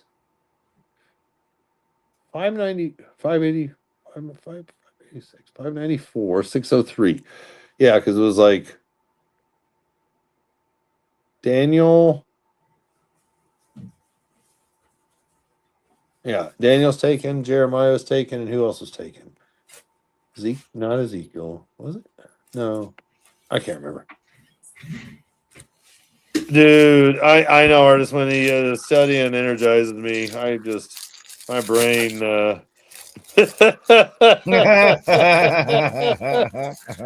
Crunchy D, it's fun, mate. I mean, it's just, yeah. I know there's something, Heather. I know I'm with you. Oh man, there's something about the number 2. Yeah. There's something to that. Yeah, because that was crazy town. The Jews were captured. Yeah. Oh, that's another weird thing, like the 70 years thing. How? Yeah. Question: the whole thing with eating a little book and it being bitter and sweet. I heard that's the New Testament. That's a great question. Jesus is the way. Jeremiah or Revelation 15. That's such a cool chapter too, because literally he tells John, like, dude, this is gonna be so cool for you, but at the same time, man, it's gonna make you sick when you see everything that's coming. I know. Joel 2:14-17. I love it. Let's see what he's got. Just 14-17. Who knows whether? Oh yeah, I forgot about the new moons and the festivals there. That's another really cool thing in Hosea. Oh my word, it ties in everything right there to Zechariah 14, and yeah, it's so cool. Who knows whether he will not turn and relent and leave a blessing behind him, even if a grain offering and drink offering. Blessing. Yes, gather children. Yeah, yes, I love that. Yes, Joel 2. Yeah, it's beautiful. Yeah, the end of verse 17 of Joel 2. Where is their God? Wow. Let the bridegroom come out of his room and the bride out of her bridal chamber. Oh, dude. No way. So this You've literally already is moved talking about like the 3 second subjects coming. ahead of me, man. Wow. That's killer, dude. That's totally talking the second coming. Wow. Wow. Return to me with all your heart. Wow. Joel 2. The Lord utters his voice before his army. Surely his camp is very great. What are you eating, matzah? Dude, did we forget the chocolate matzah? Hey, Angie, we need more matzah. Yeah, bring it, Angie. Yeah, what's number Okay. 2? I can't remember. All right, Bubba. Yeah. See, you already moved up, 4 stages ahead of me, and I'm still going. I'm back. So it says, where. How do we get Daniel missed Passover in Daniel 10, 2-6? In those days, Daniel was mourning 3 I'm full not sure. weeks. That's a great question. Let's see here. Did I mean, Daniel it doesn't miss say Passover? anything about Passover there. Yeah, Daniel had his fast. Yes, Daniel missed a Passover when he was in a morning fast during the time of Passover. Yeah. I never knew that. Okay, where are you reading that at? Well, let's find out. Chapter 1 refers to a 10-day test where Daniel and others with him were permitted to eat vegetables and water to avoid the Babylonian king's food and wine. After remaining healthy after the end of the 10-day period, they continued their veggie diet for 3 years of their education. The passage in chapter 10 refers to a 3-week fast of no, that's not right. Why are they trying to compare Revelation or Daniel 10 with Revelation 1? Yeah. Well, that's Wikipedia for you. Never mind. Oh, sorry. Did I say that out loud? You talking about Okay. Wikipedia? Well, I mean, I'm trying to remember because if there's something there, Daniel 10. Yeah, then in those days, Daniel, had been mourning for 3 weeks. Understanding of the vision. 3 weeks, I did not eat. I did not eat. On the 21st day of the first month, while I was on the bank of the river. So now we're talking. Oh, hold on here. So now he's in a fast. If he's on the first day of the 21st month, or the 21st day of the first month, he's still technically, you're right. He would miss it. He would miss it. Yes. Good job. Who said that? Deidre. I think so. Yes. Deidre nailed it. She gets a gold question. That's wild, dude. We need to go on together. Oh, yeah. You guys just. Oh, yeah. Angie Jones, the whole thing. The timing in the chapter is Nissan at the time of the delay over. Chapter Nissan 24. Oh, wow. Dude, how crazy would that be? So day 24 is literally. Well, how long is it past? Well, hold on. Now you got me stinking thinking. Man, now you got me thinking, guys. TSS. You know, they might be right. I think they're onto something here. Hold on. So there's Nissan 1. So the 21st day. I'm so trying to keep up. You just keep going. Keep going. It's literally the Feast of Unleavened Bread, then. Wow. Huh. And that's when the Feast of Unleavened Bread ends, the Passover. Well, I guess here's my question. If you're doing a 21-day fast, would you be unclean? No.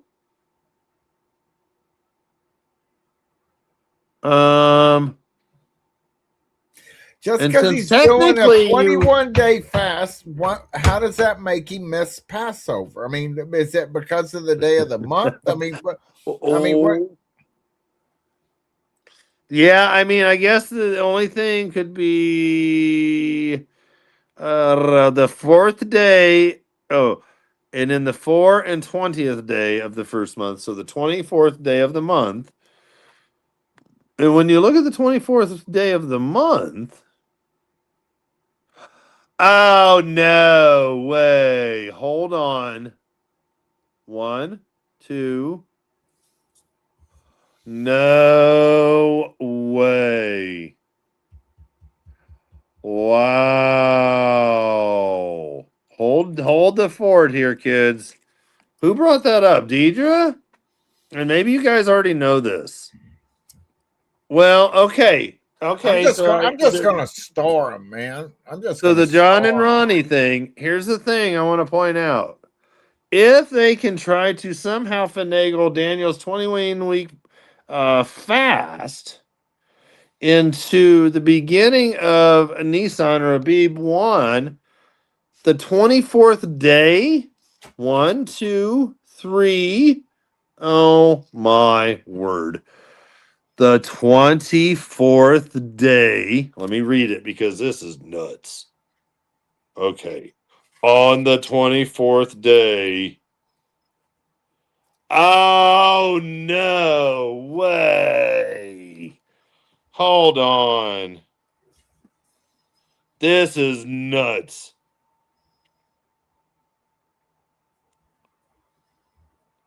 Wow. Wow. This is nutty, Professor. Dude. Okay, Deidre, are you here? I wish you were on the phone, Deidre. Johnny and Ronnie or whatever, they might have found something. They might have found something. Brett from God's Land Down Under said, "Hey there, guys." What up, dog? Hold on. I've got something really cool for you kids. There may be something to the departure for the 24th day of Nissan Abib. Wow. Wow.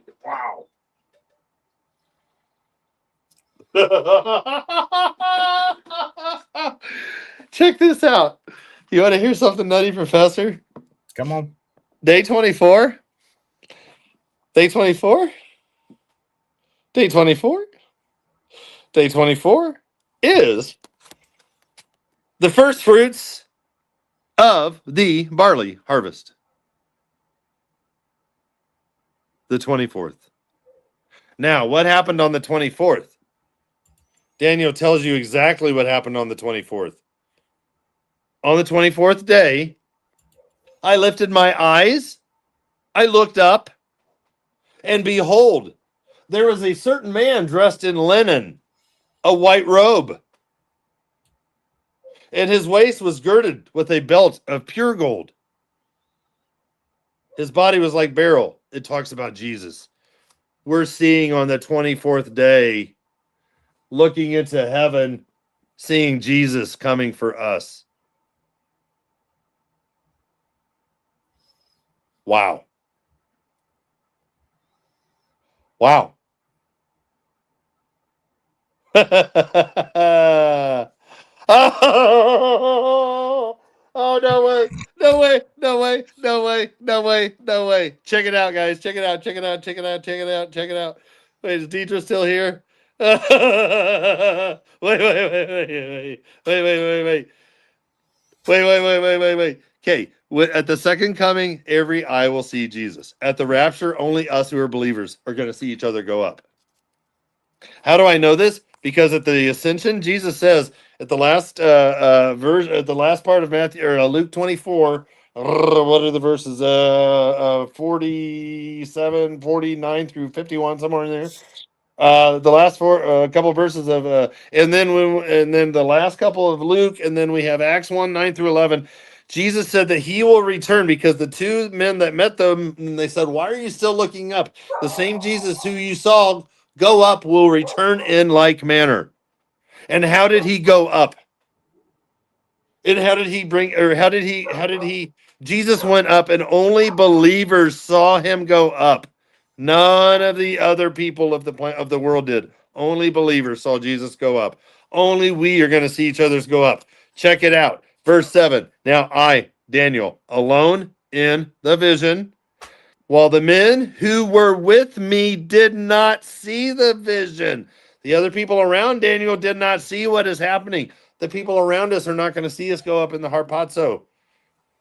Nevertheless, a great dread fell on them, and they ran away to hide themselves. What's going to happen at the rapture? So many people are going to run and hide because they're going to be so afraid. Wow. Is there a connection? I think so. There could be. There very well. Yeah, I think so. Wow, that's crazy, crazy, crazy. Seriously, guys, 21 days. The 21 days is the first. It's the first feast of. It's the barley harvest, and it's the first fruits. It's the first fruits. It's the first fruits, guys. It's the first fruits. And the 24th day of the first month. Huh. We got 24 elders. Huh. Huh. Good to see you all on here. We're translating sound us, but I'm just trying. Just hang. I'll be right there, Bob. I'm just yeah. my dog. I'm the man Well, behind the curtain. I'm still here. I know, Ernest Harris. Great to see you. Yeah. This Saturday. Oh, okay. So they're saying They're saying this Saturday. Wait a minute. Oh, that's right. They're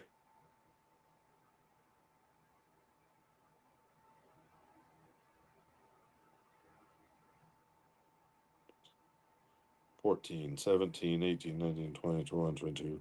Wait a minute. Wait a minute. Hold on. Let's do the math. 17, 21, 22, 23, 20. Yeah, 24. What the freak? Wow. It's cool. That's exciting. Either way, we go home soon. Yeah, he stayed up all night, straight up troubled about it. Oh, Haggai, he came on a 24th day. Yeah, exactly. Jesus is the first fruits. You're good, Corley. What we got here? Where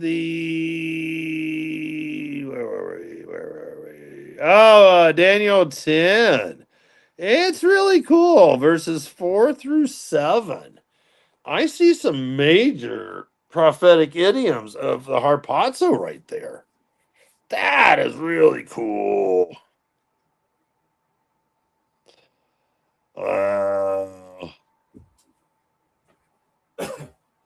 So all that's coming before June, right? Before the Psalm 83 war. I think let's see here. Oh man, I can't even think anymore. I can't even think now. Come on, Baba. Remember we went over that on that line. Okay, what now? Keep going, keep going. What now? What now? What now? No, I'm just saying that all comes. What you're talking about all comes before June, right? I believe. Yeah, I believe so. Because today and check this out, because if we then depart really soon, oh snap, that'd be too cool. I'm good. I'm so good with that. I'm so good with that. Oh wow,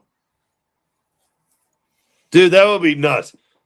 That means we could literally be departing in a week. Yeah. Yeah. Because we just had pass. So then Wednesday. Oh, wait a minute. Let's see here. Because my dream, I had a rapture dream.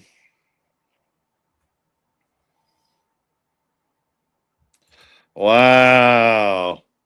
Wow. How crazy and cool would that be if we depart 24 days? April 12th. 4/12. How cool would that be? Wait a minute. Hold on. No, you're doing your math wrong. I don't know what I'm doing. Hold on. Yeah, you do. Yeah, you do. Keep going. Keep going. Wake up, Bubba. 1, 2, 3, 4. Yeah, nope. That's that. Yep, it's the 12th. Wow. Wow. My dream was that we depart on a Sunday night into a Monday. And it happens at the beginning of a work week. So it shuts down the entire world. That'd be so cool. How crazy would that be if the Harpazo is on 4/12? Because it's literally leaving a message to the entire world 4/12. Because you have Acts 4:12. Neither is there salvation in any other, for there is no other name under heaven given among men whereby we must be saved. Wow, how wild would that be? Man, oh man, oh man, oh man. Mm-mm-mm-mm-mm. Now, here's a wild conjecture, too, because what if, from our departure date, what if the 150 days forward or 153 days forward or something is the tribulation? I mean, there's something coming. That's what I'm saying. None of us have figured it out yet. You know what I mean? And I don't think any of us might not, but I mean, I don't even know if we'll. Yeah. But my point is, I don't know. It's just exciting times to be alive. I know. We're getting so close. We're getting so close. Every single day we're getting so close. It's so exciting, Artist Wendy. It's so exciting. It's so exciting. So exciting. I know.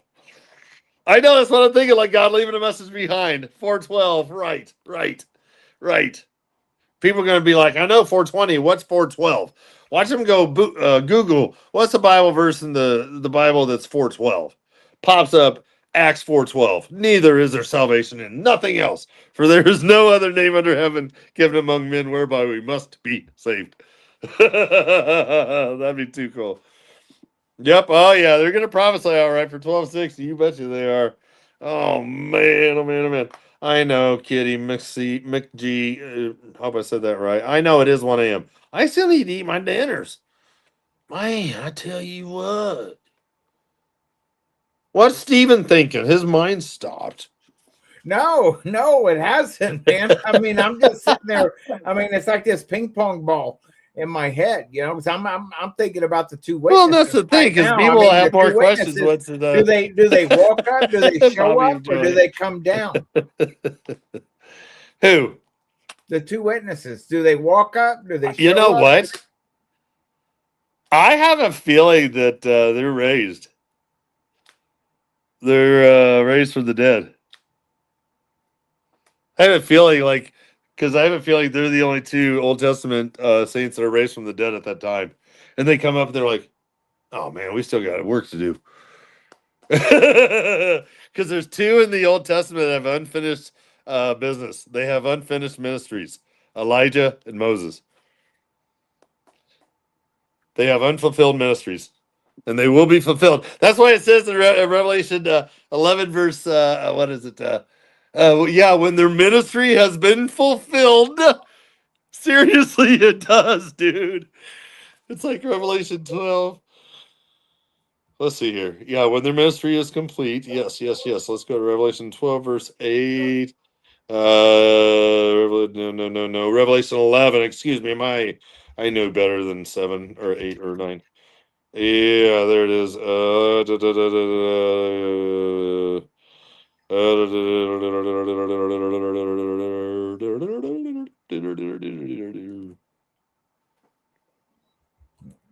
it ain't 12:8. That's for sure. There it is. Verse 7. When they have finished their testimony, when they have finished their witness, when they have finished their evidence, when they have finished their ministry, the beast that comes up out of the abyss will make war with them, those two, and overcome them and kill them. When they have finished their testimony, their ministry, their mission, their What chapter and verse are you reading that from? Revelation 11, verse 7. 11. Yes, Okay, sir. thank you. Thank you very much. 7-11 backwards, if you have Tourette's. And when they have finished their testimony, the beast that ascendeth out of the bottomless pit. He makes war with them. Okay, so where are you getting it from that Moses has not finished his ministry? Right here? Well, no, that's just a study, too, that Chuck Missler pointed out. He pointed out in the Old Testament that there are two people that have unfinished ministries yet. They have unfulfilled missions for the Lord, and they're going to come back and fulfill them. And, it's just another, it's just another, Conjecture. in my mind. Well, yeah, no, it's another thing in my mind of the solidification of the two witnesses, because we see the two plagues or miracles that one does in verse 5 are of Moses, and then we see the other in verse 6. Two things were done by Elijah, or vice versa. Let me see here. Yeah. The second one's Moses. The first one there in verse 6. Or no, hold on. These have the powers to shut up the sky so that no rain will fall during the days of their prophesying. That's Elijah. And they have the power over the waters to turn them into blood and to strike the earth with every plague as often as they desire. That's Moses. When they have finished their testimony, their witness, their mission for the Lord. And I love it because we see the harpazo wording. Or no, we see the not the harpazo. Well, we do see the harpazo wording, but we see it again from Revelation 4:1, where Jesus says to his bride, "Come up here," and he says to these two witnesses, "Come up here."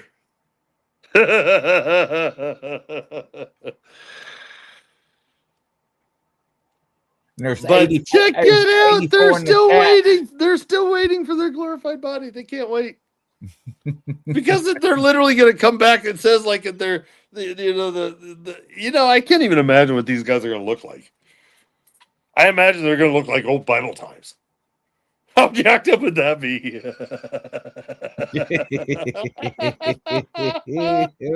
You know what? Seriously, because there's no wonder why the world's going to be so happy. Finally, these two idiots that look like they've been in the desert since the 640 BCs or something. They've come to life. They stink. They're weird. They do these weird miracles, like something like I mean, I can see it.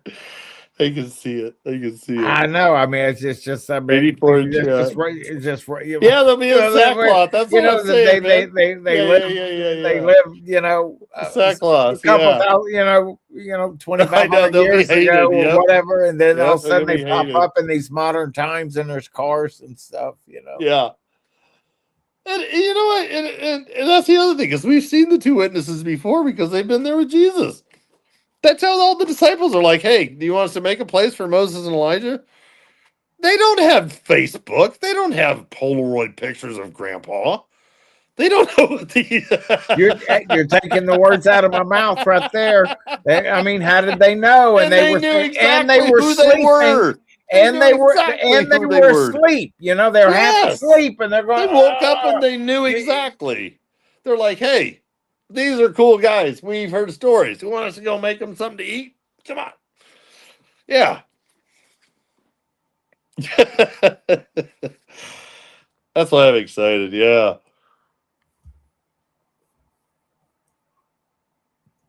Wow. Oh. And after 3 days and a half, the spirit of life to them. Mm-hmm. And they stood upon their feet, and great fear fell upon them which saw them. And they'll literally be dead for as long as Jesus was in the tomb. But they'll be laying on the ground. He was in the tomb. Notice how it says 3.5 days. Because Jesus was in the tomb 3.5 nights.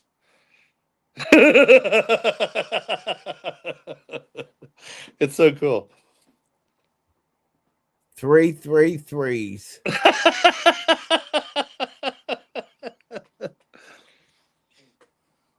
Oh my gosh.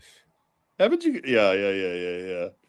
Yeah, they send each other presents. Yeah, they're like, finally, those two idiots are gone, man. I'm sending you Amazon Prime chocolates tomorrow. By drone. Yeah. Them two witnesses is done. Finally, those fools are shut up. But the entire world is watching them. And could you imagine the entire world just watching these guys just slowly going up and they're coming to life and standing on their feet and they're going, What?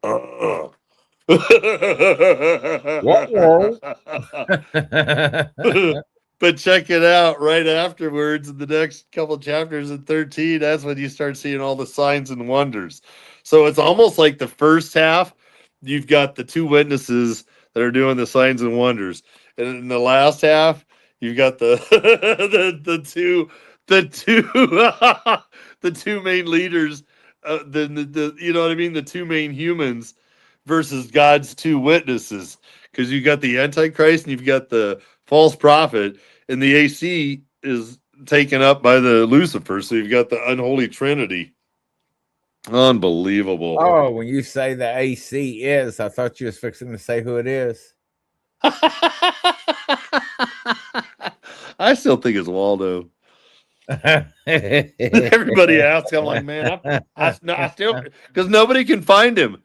Nobody can find the AC. That's why I think it's Waldo.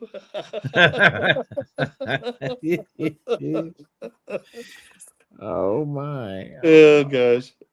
I know, that's right, Wendy. I know. Jesus is so waiting to come get us. Oh my gosh.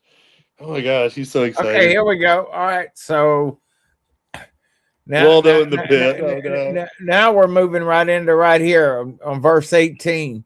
And here is wisdom. Let him that hath understanding count the number of the beast, for it is the number of a man, and its number is 666. So his number is 18.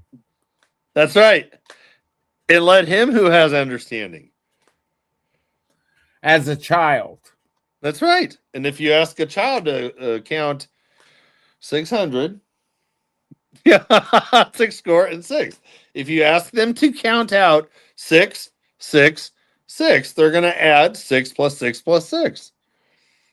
And that equals 1 plus 8. That equals 18. You have the 1 plus 8, you have 9. You now have the trinity that's cubed. 3 cubed. 3.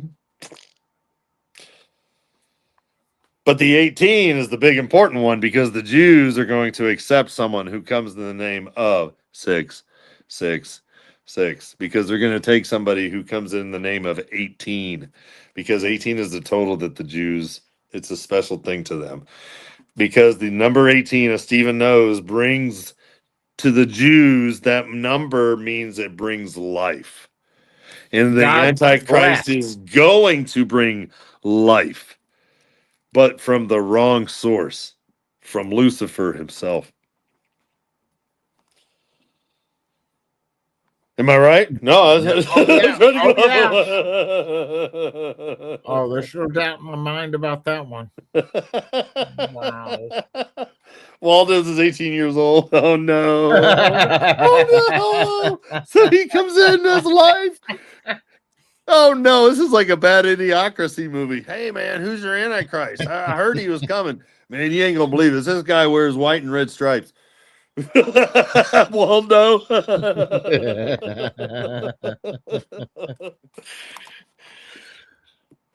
Oh my yeah, Father, goodness. Son, Holy Spirit. Yep.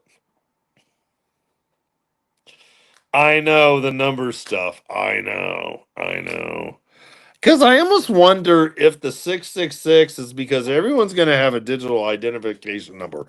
They're going to have a universal identification number, a UIN. And I believe somehow of that UIN number, you're going to be marked and known that you're part of him by 666 in somewhere in that number. Almost like this is now your new area code. This is now how you are known to be part of me because I've attached these 3 numbers. You're now part of my system. That's how I see it.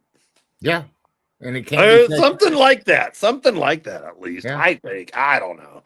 It can't be taken back either. Yeah. No returns. Yeah.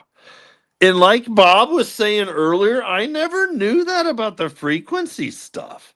Oh, and if your body can't handle it, it almost makes sense why you would want some kind of a marking thing, that's some kind of electronic thing. And what they'll say is that this will allow your body to successfully be connected to the internet of everything. And they will seek death and will not find That's it. what I mean. Something's coming. Yes. And that thing is going to change you. That's why that's why it says once you've taken it, you can't untake it because you've been DNA changed. And it almost sounds like this is why only Noah, his wife, and his 3 sons were, you know what I mean, genetically pure. They have not been tampered with. Same thing, I believe. The reason you can't, once you take this tampering of your DNA that is God created, you then cannot undo that. Yeah, that's right. That's crazy town. Yeah. Yeah, the UPC, Antichrist. Yeah, did you see what Brett said? The Antichrist modem, 6G. It's true. That's awesome. Where is it? Let's go over here. 18 to the G's. Crunchy 8. I know. 18 means sadness, revolt. Hey, you can play what's his nuts video again. Yeah, the 18 Jewish number meaning corresponds to the Hebrew word chai, which means life. It's very significant in Jewish culture. This connection leads to the tradition of giving gifts and donations. Yes. In multiples of 18. No wonder they're going to be giving gifts after these two witnesses are dead and lying in the streets. And they give gifts and donations in multiples of 18, which symbolizes the gift of life that is being given to the person who's receiving the 18.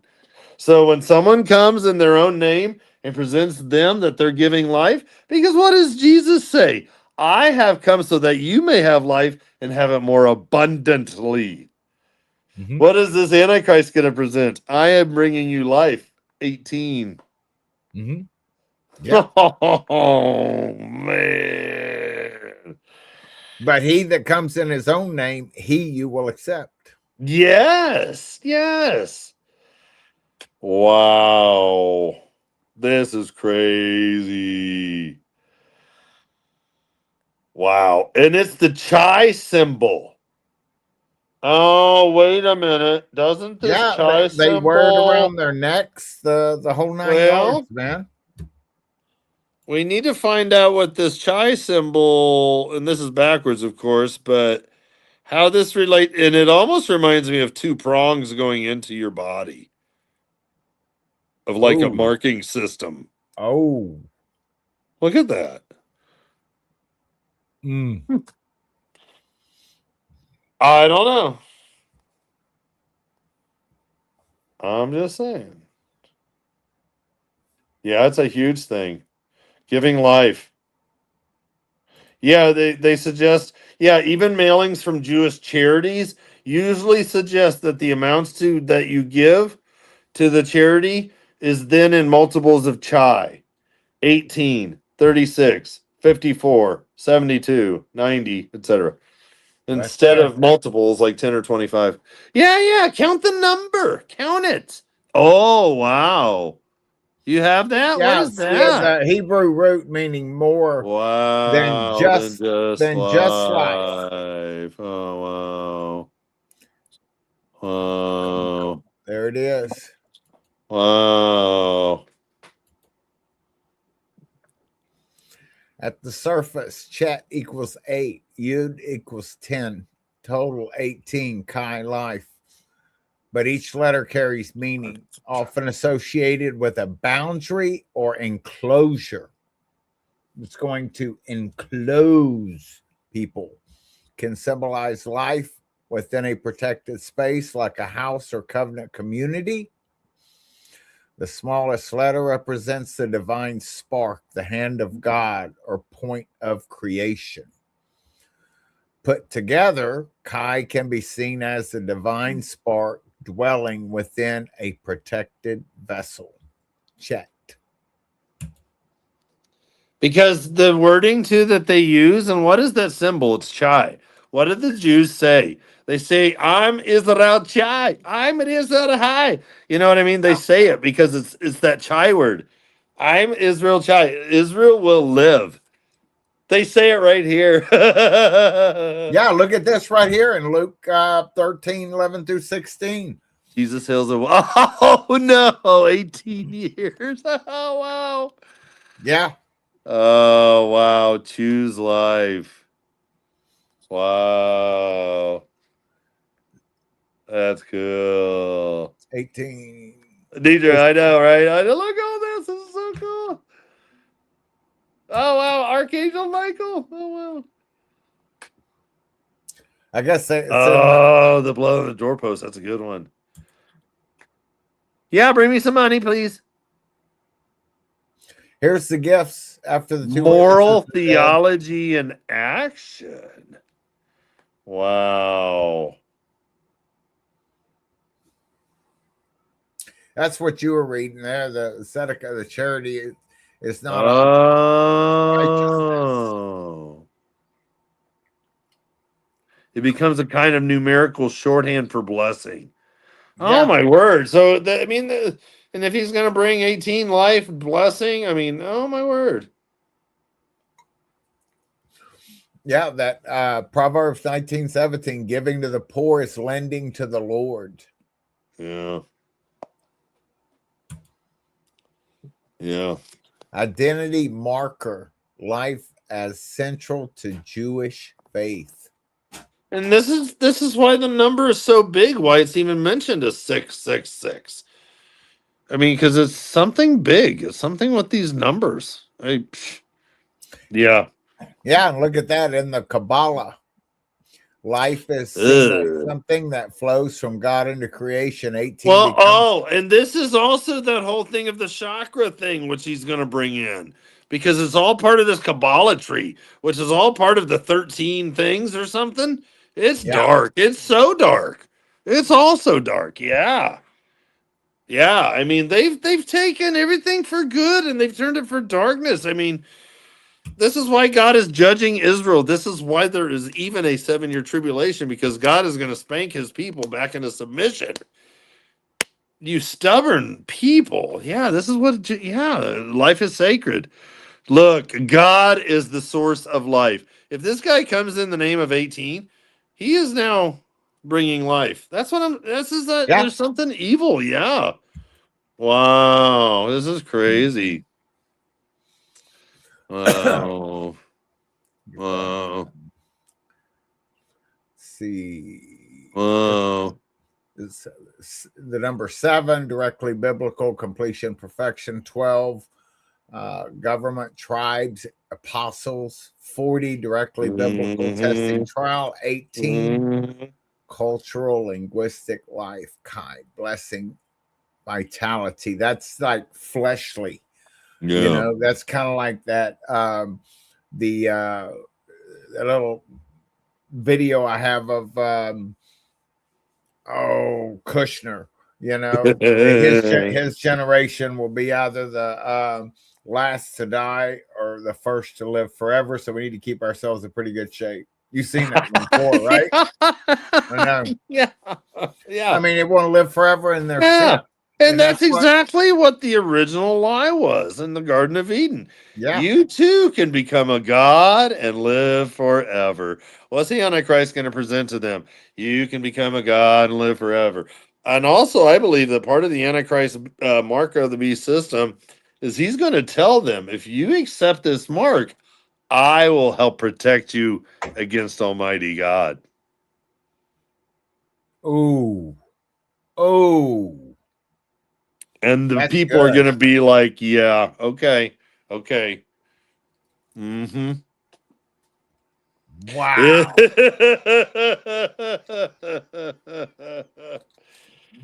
is Wow. why I don't. This is why no one's going to be tricked into this thing coming down the road. This is why people die for not taking it, because they believe in Jesus. They're like, no, I know this is coming, and no, I won't have any part of it. You're going to die. That's fine. I've read the good book, or I've heard this from others, or I know this now to be true, because a lot of people are going to come to Jesus. This is why the greatest history in the world is still coming. In history is still coming. Wow. This is what we were doing down at the prophecy thing when we were having these talks. Yeah, I Always like, know. I know. wow, wow. This is Because somebody it, will bring up something, you'll bring up something, Scott will bring up something, Nathan will come up with something. I I'm like, know. oh, geez. Coastal, Angie, all the. I'm like, I know. I know. That's what was so cool about that, just sitting around in those chairs, just I know. around. And we were like, they were like, man, we need to just like set my phone up and just go live right here. Yeah. We were just sitting around there because I'm like, this is where it's at. Just Mm-hmm.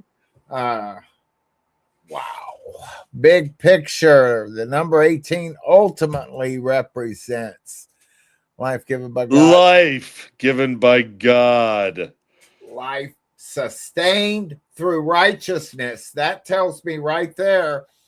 That's kind of like that. That's the whole people want to be sustained by keeping the Mosaic law, not in their own strength, Yeah. in their own ability. Life chosen over death, life shared with others through generosity. It's simple on the surface, but underneath is tied to God, creation, God's breath, covenant, a protected life, ethics, hope. Hope. Live video. No, ours is Titus 2:13. That's our hope. It still blows my mind that the Antichrist is the one who does these signs and wonders too. Oh, yeah. Well, I'm not going to mention. Hold on.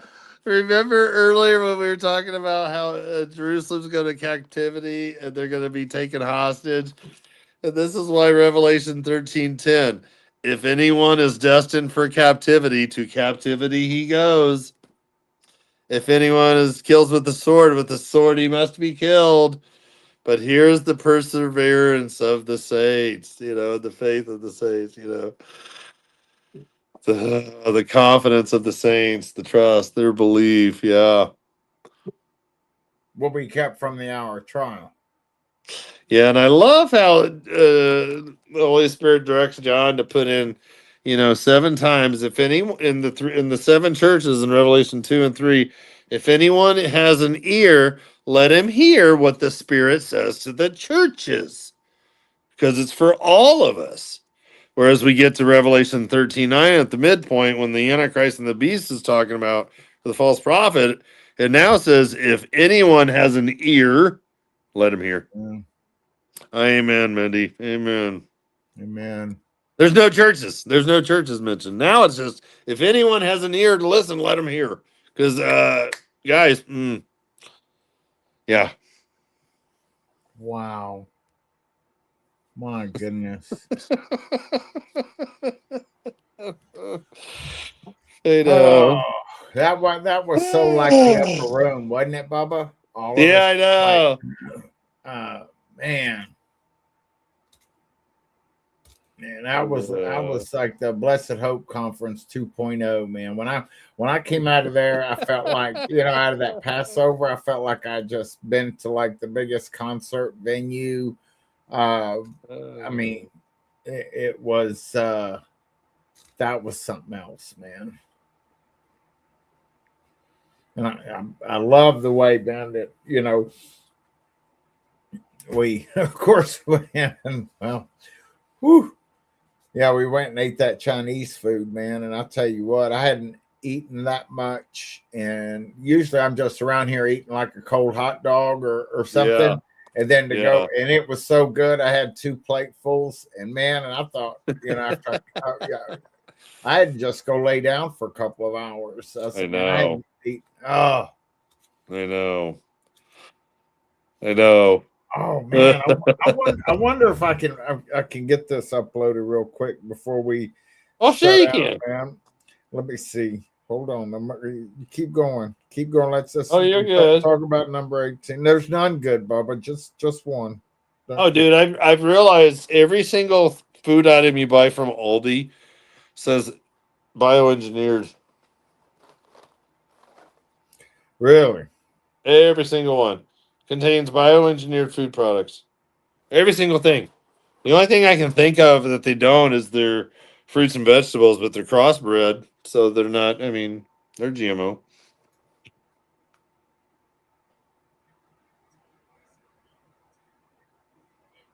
Bottom line. Oh, gross, Jobo. Cold hot dog. Do what? What'd you say? Jobo said something about a cold hot dog. Oh, cold hot dog. Yeah. Well, I mean, I'm just, with me, I'm a simpleton, because eating is just something I have to do to sustain me, I mean, because I'm like not this food guy, and people say, oh, that is so good, and I recognize when food's like really good and everything, but I mean, me, oh, my lovely bride, she'll just make like a smorgasbord of stuff, and then and I'm like, hon, you don't have to do all of that. Can I even get this uploaded? Yeah, there it goes. All right. We got our zebra fudge cookie. Do you? Oh my goodness. Zebra fudge cookies. Yeah. Right on. Yeah, we had these at the dinner. But man, but yes, I do like, a lot of sweets when I go to bed, man. I do It's like, too. ooh, I don't know. Well, there we go. Oh man. Yeah, I'm gonna have to play catch up tomorrow. Start putting up news again. So people gonna be like, "Wee!" But there's nothing happening in the world, Bubba. Nothing at all, No. man. Everything's just fine. I mean, I could walk outside. Remember, we were at the Rock and Refuge, man. That's right. I mean, it was just so peaceful. First up close look at the moon in 50 years from spacecraft. So apparently they have gone around the moon. This new Artemis thing. They have not gone around them. No, I know, right? Check it out. They got the pretty video. And of course now it's Hold in on, all hold on. Let me hold now on. it's all in 4K. See, remember that. Oh wow. Okay, where's the moon buggy and the flag? That's by the Whataburger.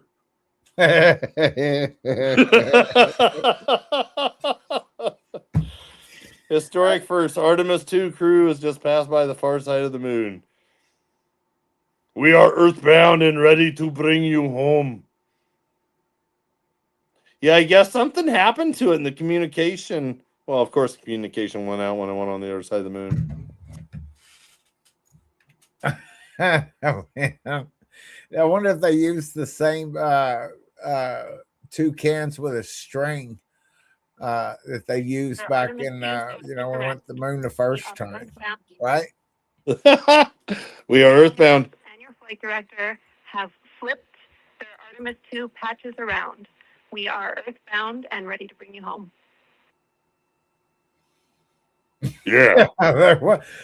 They're ready to step out of that skiff and go home, right? You know what I'm saying? Because whenever they're Call me an Uber.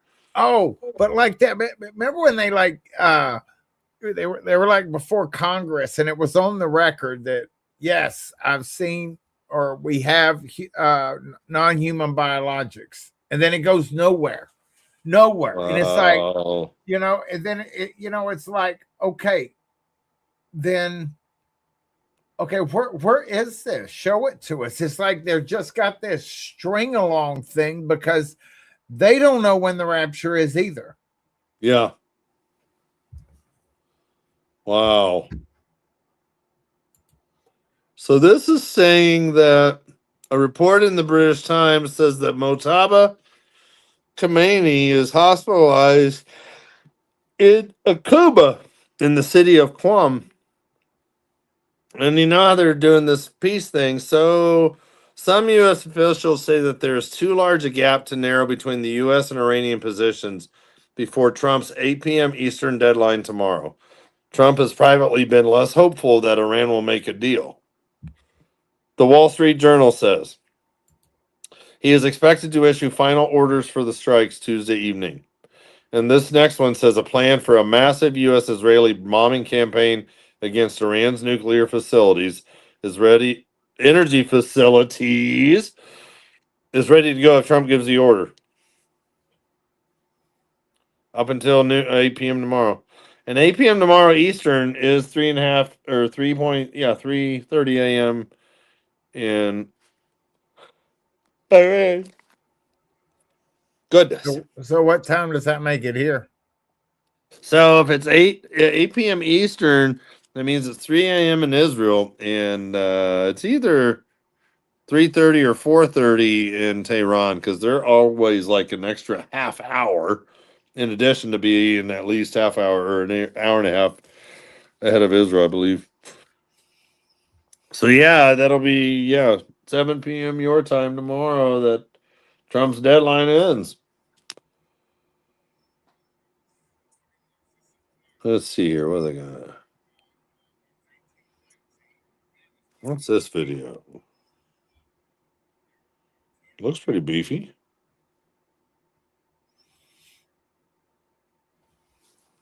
Wow, I wonder, but this thing I wonder if this thing will let me pull it. Because, see, you remember that tank I bought, Bubba? Oh, I already sent you this stuff, man. I'm going to play this. Oh, yeah. That's so cool. Let's see which one. Let's see. This is, was this I don't know if this thing will bring up. Look at this. Well, this is look my at that. training. Yeah. Remove that. Let's see. Let me bring up the other one. And video file, and then it will be the 6181. This is the first time I've done this. Now, when I'm bringing that up, are y'all listening? Can y'all hear that? Yeah. I hate that, man, because I can't hear it on this side. Oh, I hate that when you do that. So anyway, here's the story on this. You know, actually, I used to. Wow, should I say this? But wow, it goes back to when I was 18 or 19. I used to procure gasoline that I did not pay for and carry it around in a 55-gallon drum in the back of my truck. And anyway, that was somewhat, what would that be? 38, 39 years ago. So I had training to do this. I had training to do this. So anyway, I went to TSC and here's my little and it's much easier. Wow. When I was 18 or 19, but man, it's much easier now. I just get this little pop. There I bought at TSC.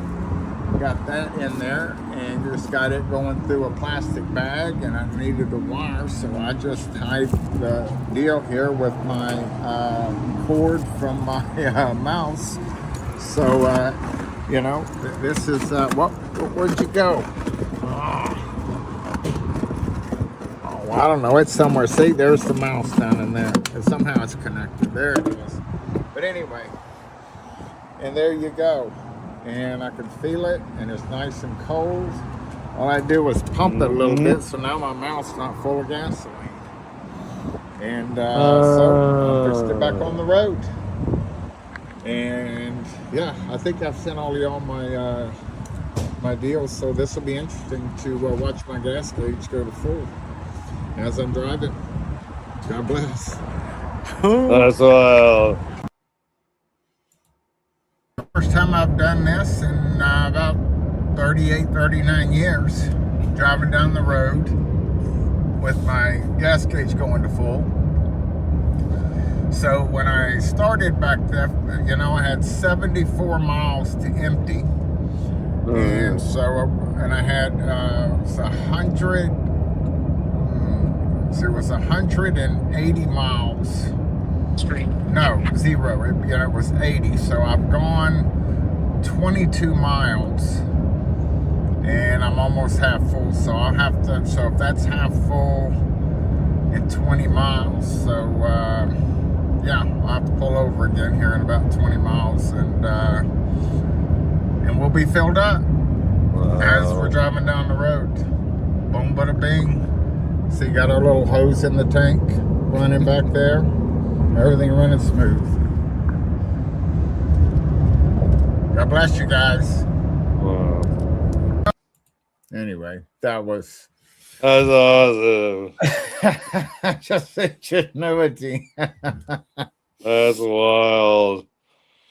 Anyway, I know I'm boring everybody with my little video. No, you're good. Wow. Oh, man. So we're yeah, let's kick that right out of there, man. There we go. But yeah, that worked quite well. But it's and the whole reason I had that was just in case, because everything was going like wonky, and I just wanted to make sure I had enough fuel to get home. Yeah. But anyway, I didn't need it, and but I had to just. I wanted to just do it anyway, man. I'm always exactly what I want to do. Just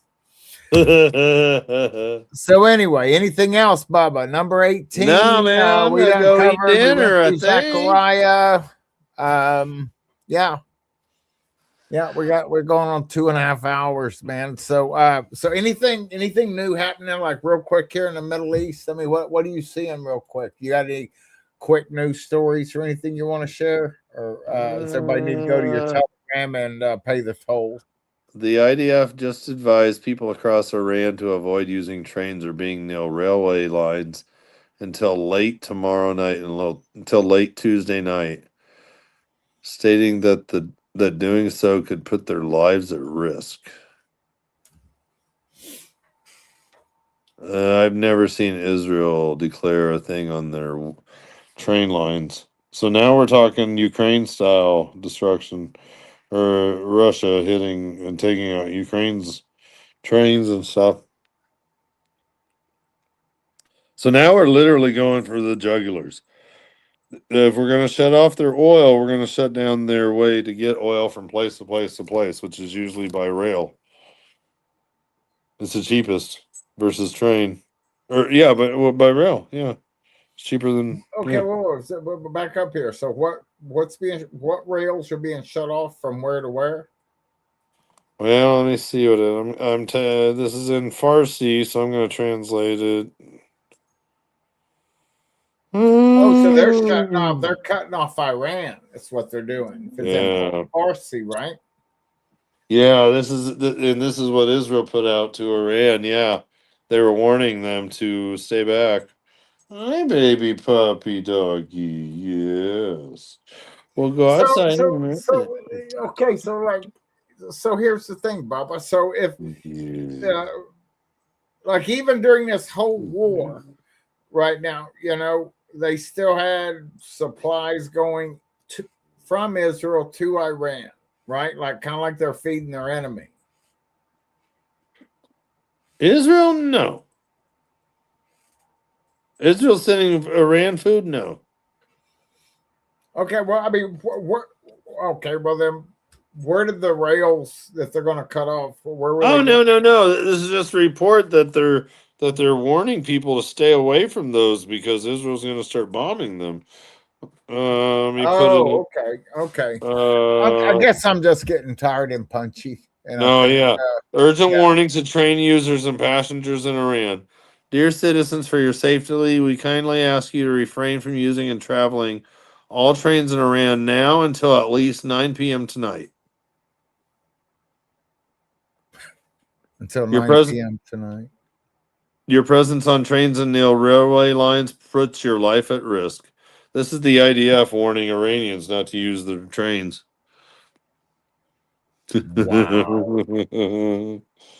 Oh, they're talking about passenger trains. Yeah. Let's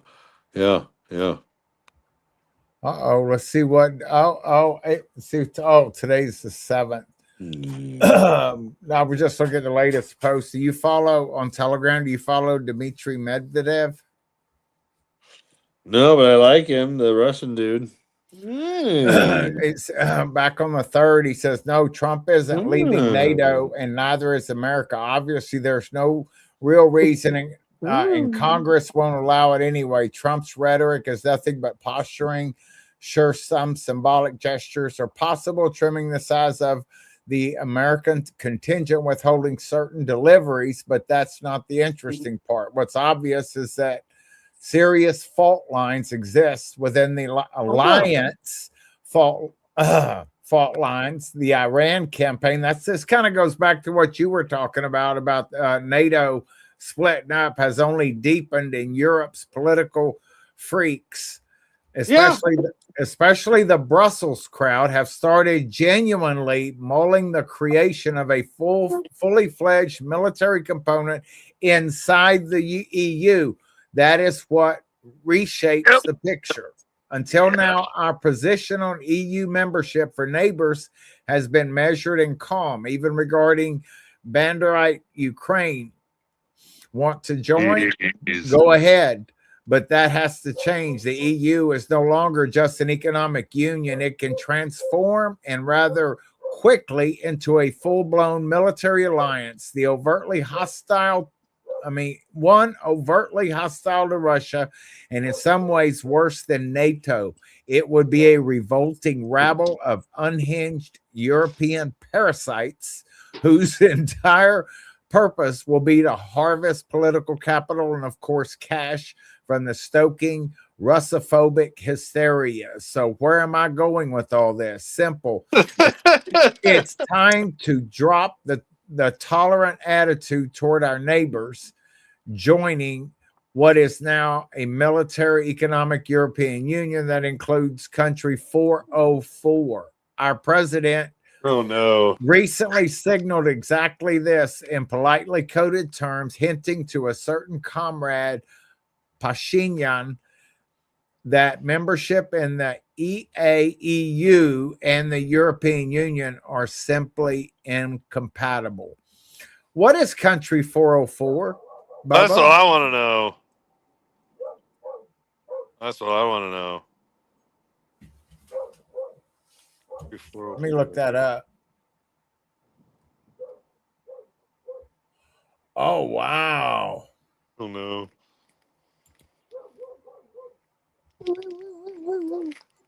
Good girl. You could potty. Yes.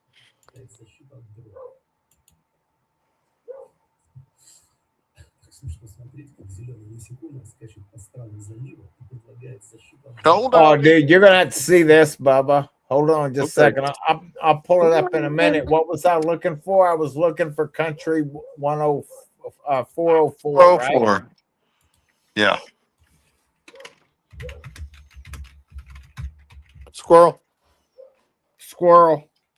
Oh, jeez. Whoops.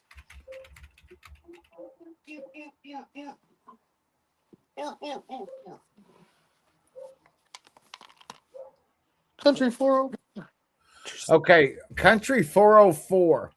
It is a derogatory political meme and slang term used primarily by Russian nationalists and pro-war commentators to refer to Ukraine. Ukraine, yeah. It plays on the concept of the 404 error that we see on web pages. Wow. Okay. Suggesting that Ukraine does not exist as a sovereign nation. Yeah, just like the term is a reference to the internet standard 404 page not found. Sorry, Ukraine. Oh man. That's crazy. Hold on, I've not watched this yet, man. And so I wonder. Let's see. How do I do that? Oh, I know how to do that. I just do bop. Let me go to that one. Yeah. We're going to share that. There we go. And then we're going to pop this up. Oh no. Uh-oh. All right, right here.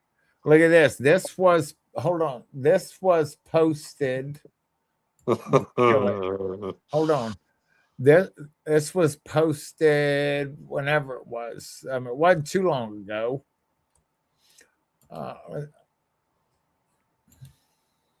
There's what's this goo, yeah.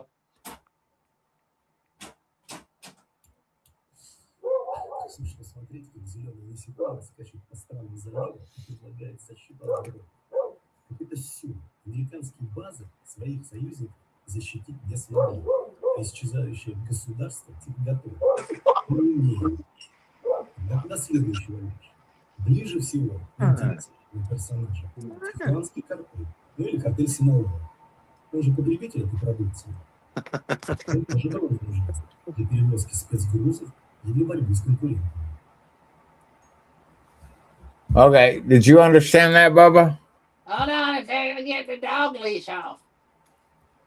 Do what? Had to get the dog leash off. I don't know if I can slow this thing down, man. I can't. Hold on. Oh, this is better. Now I can get to, because before I couldn't. There's that.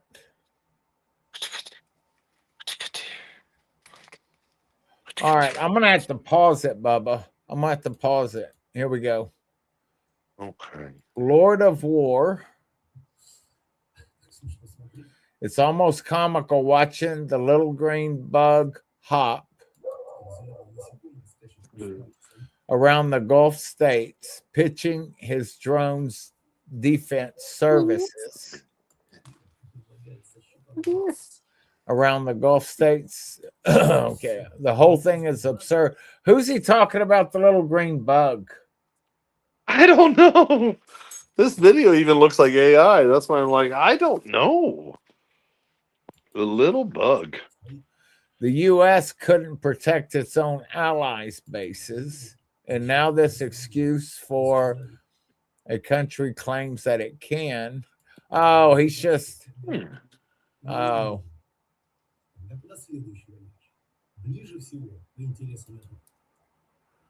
Oh, he's talking about the T-Man, judging from the guy's interest that would be in the Tijuana cartel.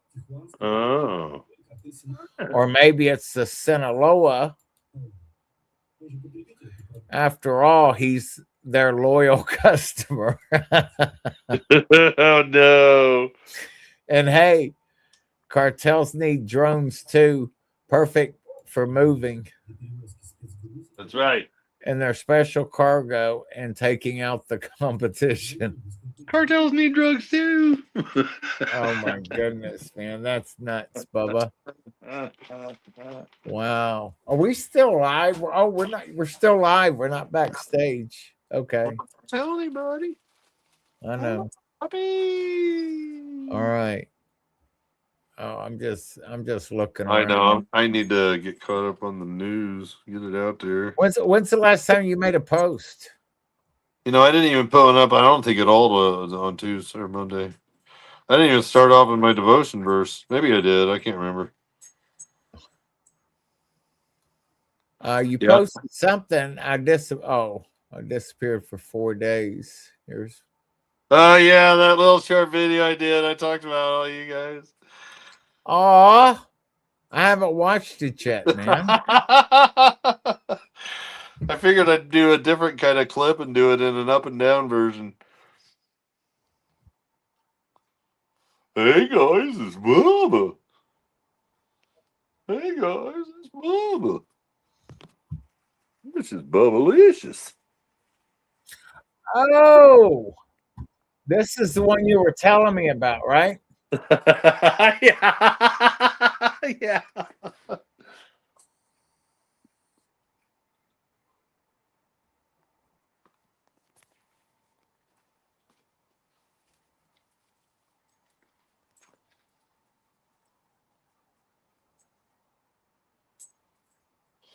Mm-hmm.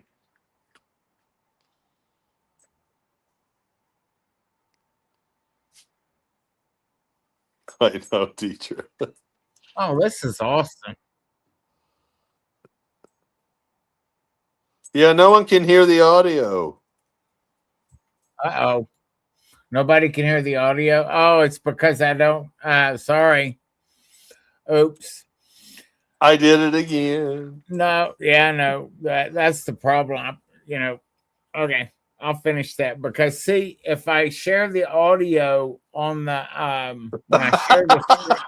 when I share like the whole screen on Telegram, if I play anything, it comes through double feed. And so I have to kind of I have to watch that, or else it'll totally come through double feed. Yeah. So I'll have to switch that around or something. But it's Bubba. Yeah, if you just start it, I'll hit the play button so people can hear it.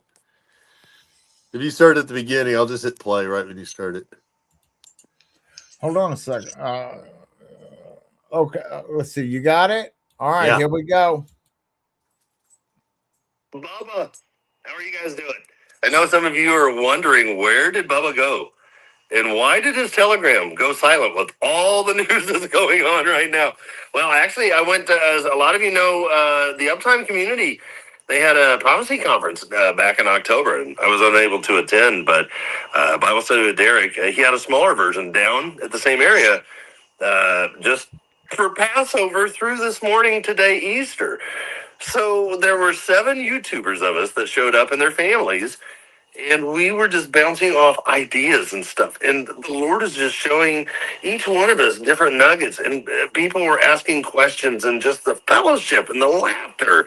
And just to realize, like, all of these people that were there and whatnot, these are all people that we're going to spend eternity with. And it's just so exciting. Thank you so much. Bible study with Derek. Mission for Christ. Michael Pels, Centurion. There, we got Minister Scott there, 777. Oh goodness, Nathan McMahon, a bunch of so many cool people were down there. I mean, it was just outstanding, and oh man, guys, the Holy Spirit was totally moving in there. It was so cool. And I know I'm going to be doing probably a live, or maybe not a live. We'll figure it out. But between Stephen, their Mission for Christ, and I, and we're going to go in deeper, because I started showing him some things, how the Lord's starting to like put these pieces together in my mind, if that makes sense. And I'd like to share with you guys at least what I'm seeing. And you guys be the judge. You know, who am I? You know what I mean? But what I see is coming, because the multi-front war it's literally at Israel's doorstep. And don't be surprised to see a radiation disaster coming up on the western coast of Iran very, very soon. That's how close we are. And we're talking a couple days, I believe, maybe a couple weeks max. That's even pushing it too far, because some big things are coming, guys. And I don't think none of us really grasp how deep this is getting ready to go. But yeah, we've got to do this major update coming up soon, and I'm going to start throwing out the news tonight. But I wanted to throw this up to you guys, because I know a lot of people have been not bugging me, but no, people have been texting me, calling me and stuff. It's like they just want to make sure I'm okay, and I love that. So I ask for your prayers, I ask for your guidance with finances and whatnot. And thank you so much for being there. And because if you're born again as I am, we're all family, and soon we'll be together. And what a wonderful day that will be. And I'm going to close it out right now with this Easter Sunday, and just say, Maranatha, Jesus Christ is coming so very, very soon. Wow. Wow. Yes, I feel the same way, Jenny Joe. I'm sick of fighting. I just want to go home. That's exactly the way I feel. That's why I'm just like, man, I don't want to argue with nobody, nothing. See, well, because it's just just the enemy trying to divide and conquer. Yes. Y'all. Hey, Bubba, get off of the TV. Bubba.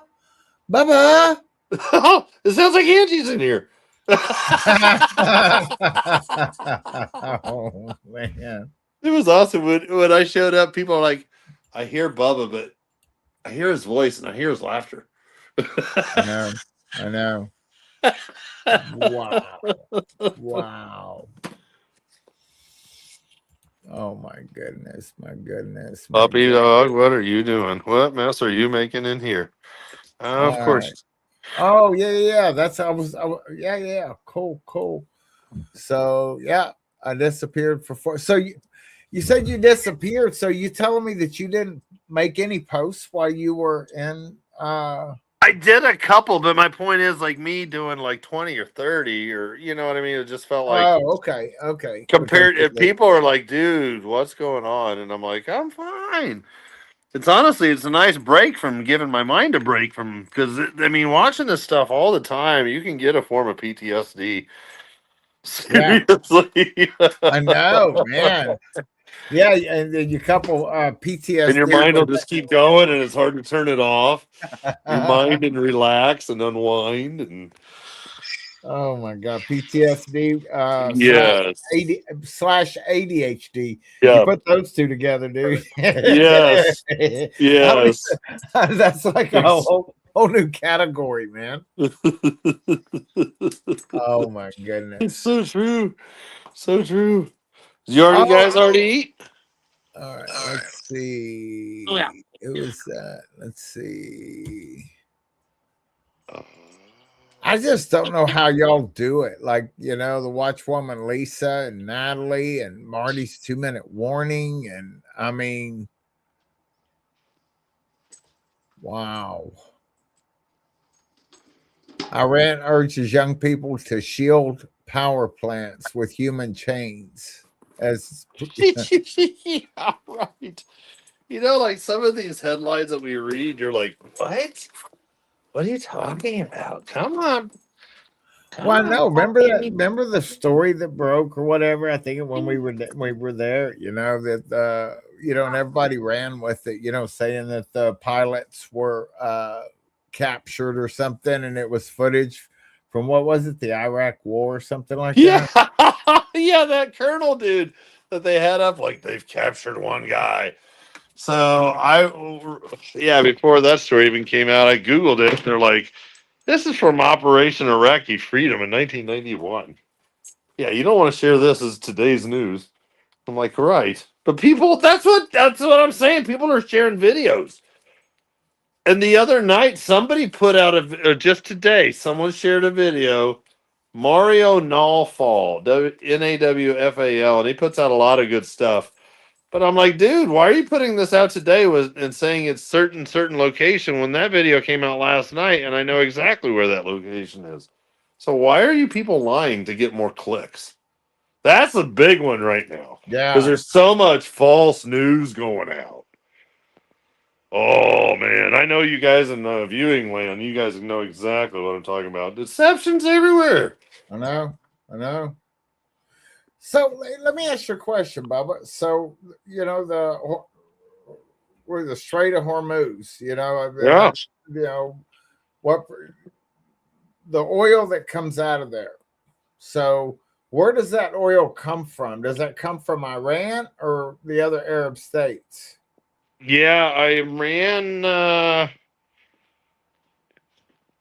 Iran's got a healthy. Hold on, my dog's down here. Come on. Because what I'm looking at, because right here it just says that IDF strikes Iran's largest petrochemical facility in Aswala, disabling. That was a big one today, and they also hit the Parchin oil fields once again today. Yeah. But my point being is, so what if the Hormuz is open or not? If there's no oil to go up it, that's why I was asking. Yeah, right, exactly.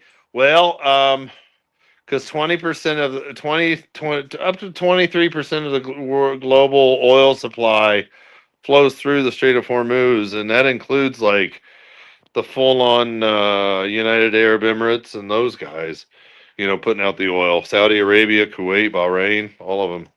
Oh, okay. So when the Strait of Hormuz is shut down, all of their pocketbooks are feeling it. Right. So And it doesn't matter that Iran's that doesn't got blowed up or whatever. yeah. Trying to find what's the latest on the news end here. What you got? Did you get a tennis ball? Well, hello. Yes, here's puppy dog. Those who need a puppy fix. Hi, babies. Where'd you go? Where's your ball? What you got there? Is that your ball? Well, it's like silver's going back up a little bit. What you got there? What you got there? What you got there? We'll go eat it. Wow. Yeah, silver's going back up. That's about time for that goes back up because right now it's all about the oil. Let's see here. Yeah, they're showing more video about the moon, like in high def. Blah blah blah blah blah blah. Oh, so is that the latest? So Oh. because the distractions were, it was Epstein files. Mm-hmm. What was it before? I mean, then there was something else, and then of course, before that, like last year, was the big orbs and all that, Mm-hmm. and then remember MB333? I think that was last year with the lights flashing all over the world. Trying to think what and the I mean, there's just like, and then the disclosure thing coming up, Oh yeah. Oh yeah. I know. The big thing coming up. Yeah, you're right. So this moon thing, like you're saying, like you were just talking about, that is the latest distraction, right? Yeah, that's what it's showing. What the babies? Huh? Oh, you knocked over Steven. Oopsie, I went sideways.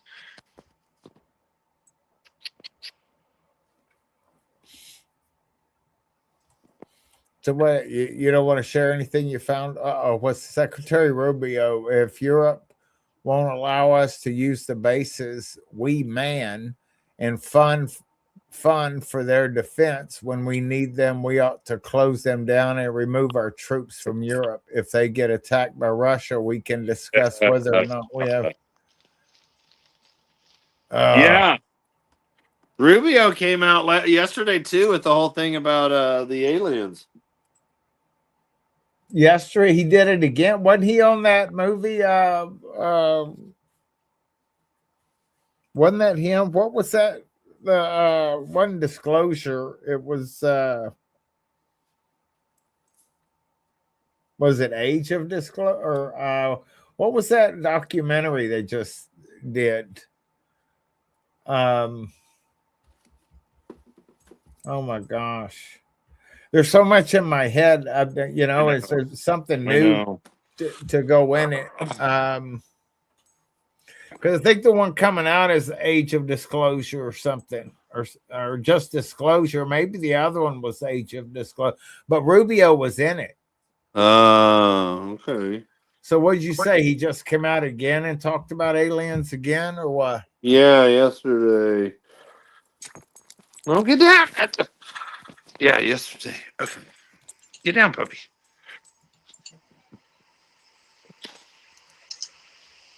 Let's see. America's doomsday planes were spotted circling above a key Nebraska airport force base, whatever that means, on Monday, just hours before President Trump's deadline for Iran to accept. Did Trump extend the deadline again? I'm not seeing anything. Yeah, and I'm looking at all the. Let me look. I'll look at. Yeah, I'm not seeing anything. Okay, that's right. Trump. We're giving them until tomorrow, 8 Eastern, and after that, they're going to have no bridges, no power plants, Stone Ages. Yeah. Yeah. Okay, so that's the thing about Telegram. I can't ever tell what date. I see times. How do you tell when stuff is posted, Bubba? I don't know. Sorry, I'm trying to work on this. Keep this dog. Alrighty. Come on, go inside.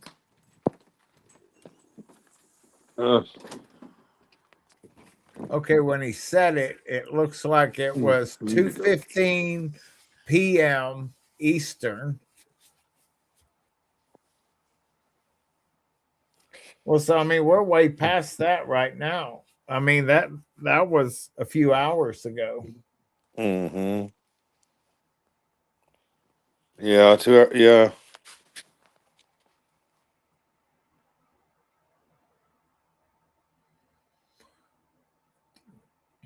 Tuesday is not a deadline anymore. It is a countdown. There is not going to be any ceasefire.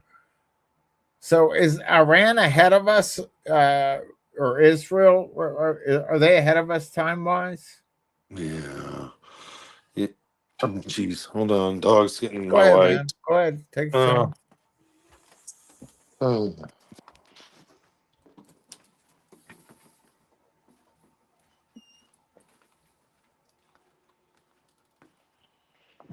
Why all this? What did she do? Trump says all of it. Yeah, Trump said. I've heard that. Hold on. Yeah. Go ahead.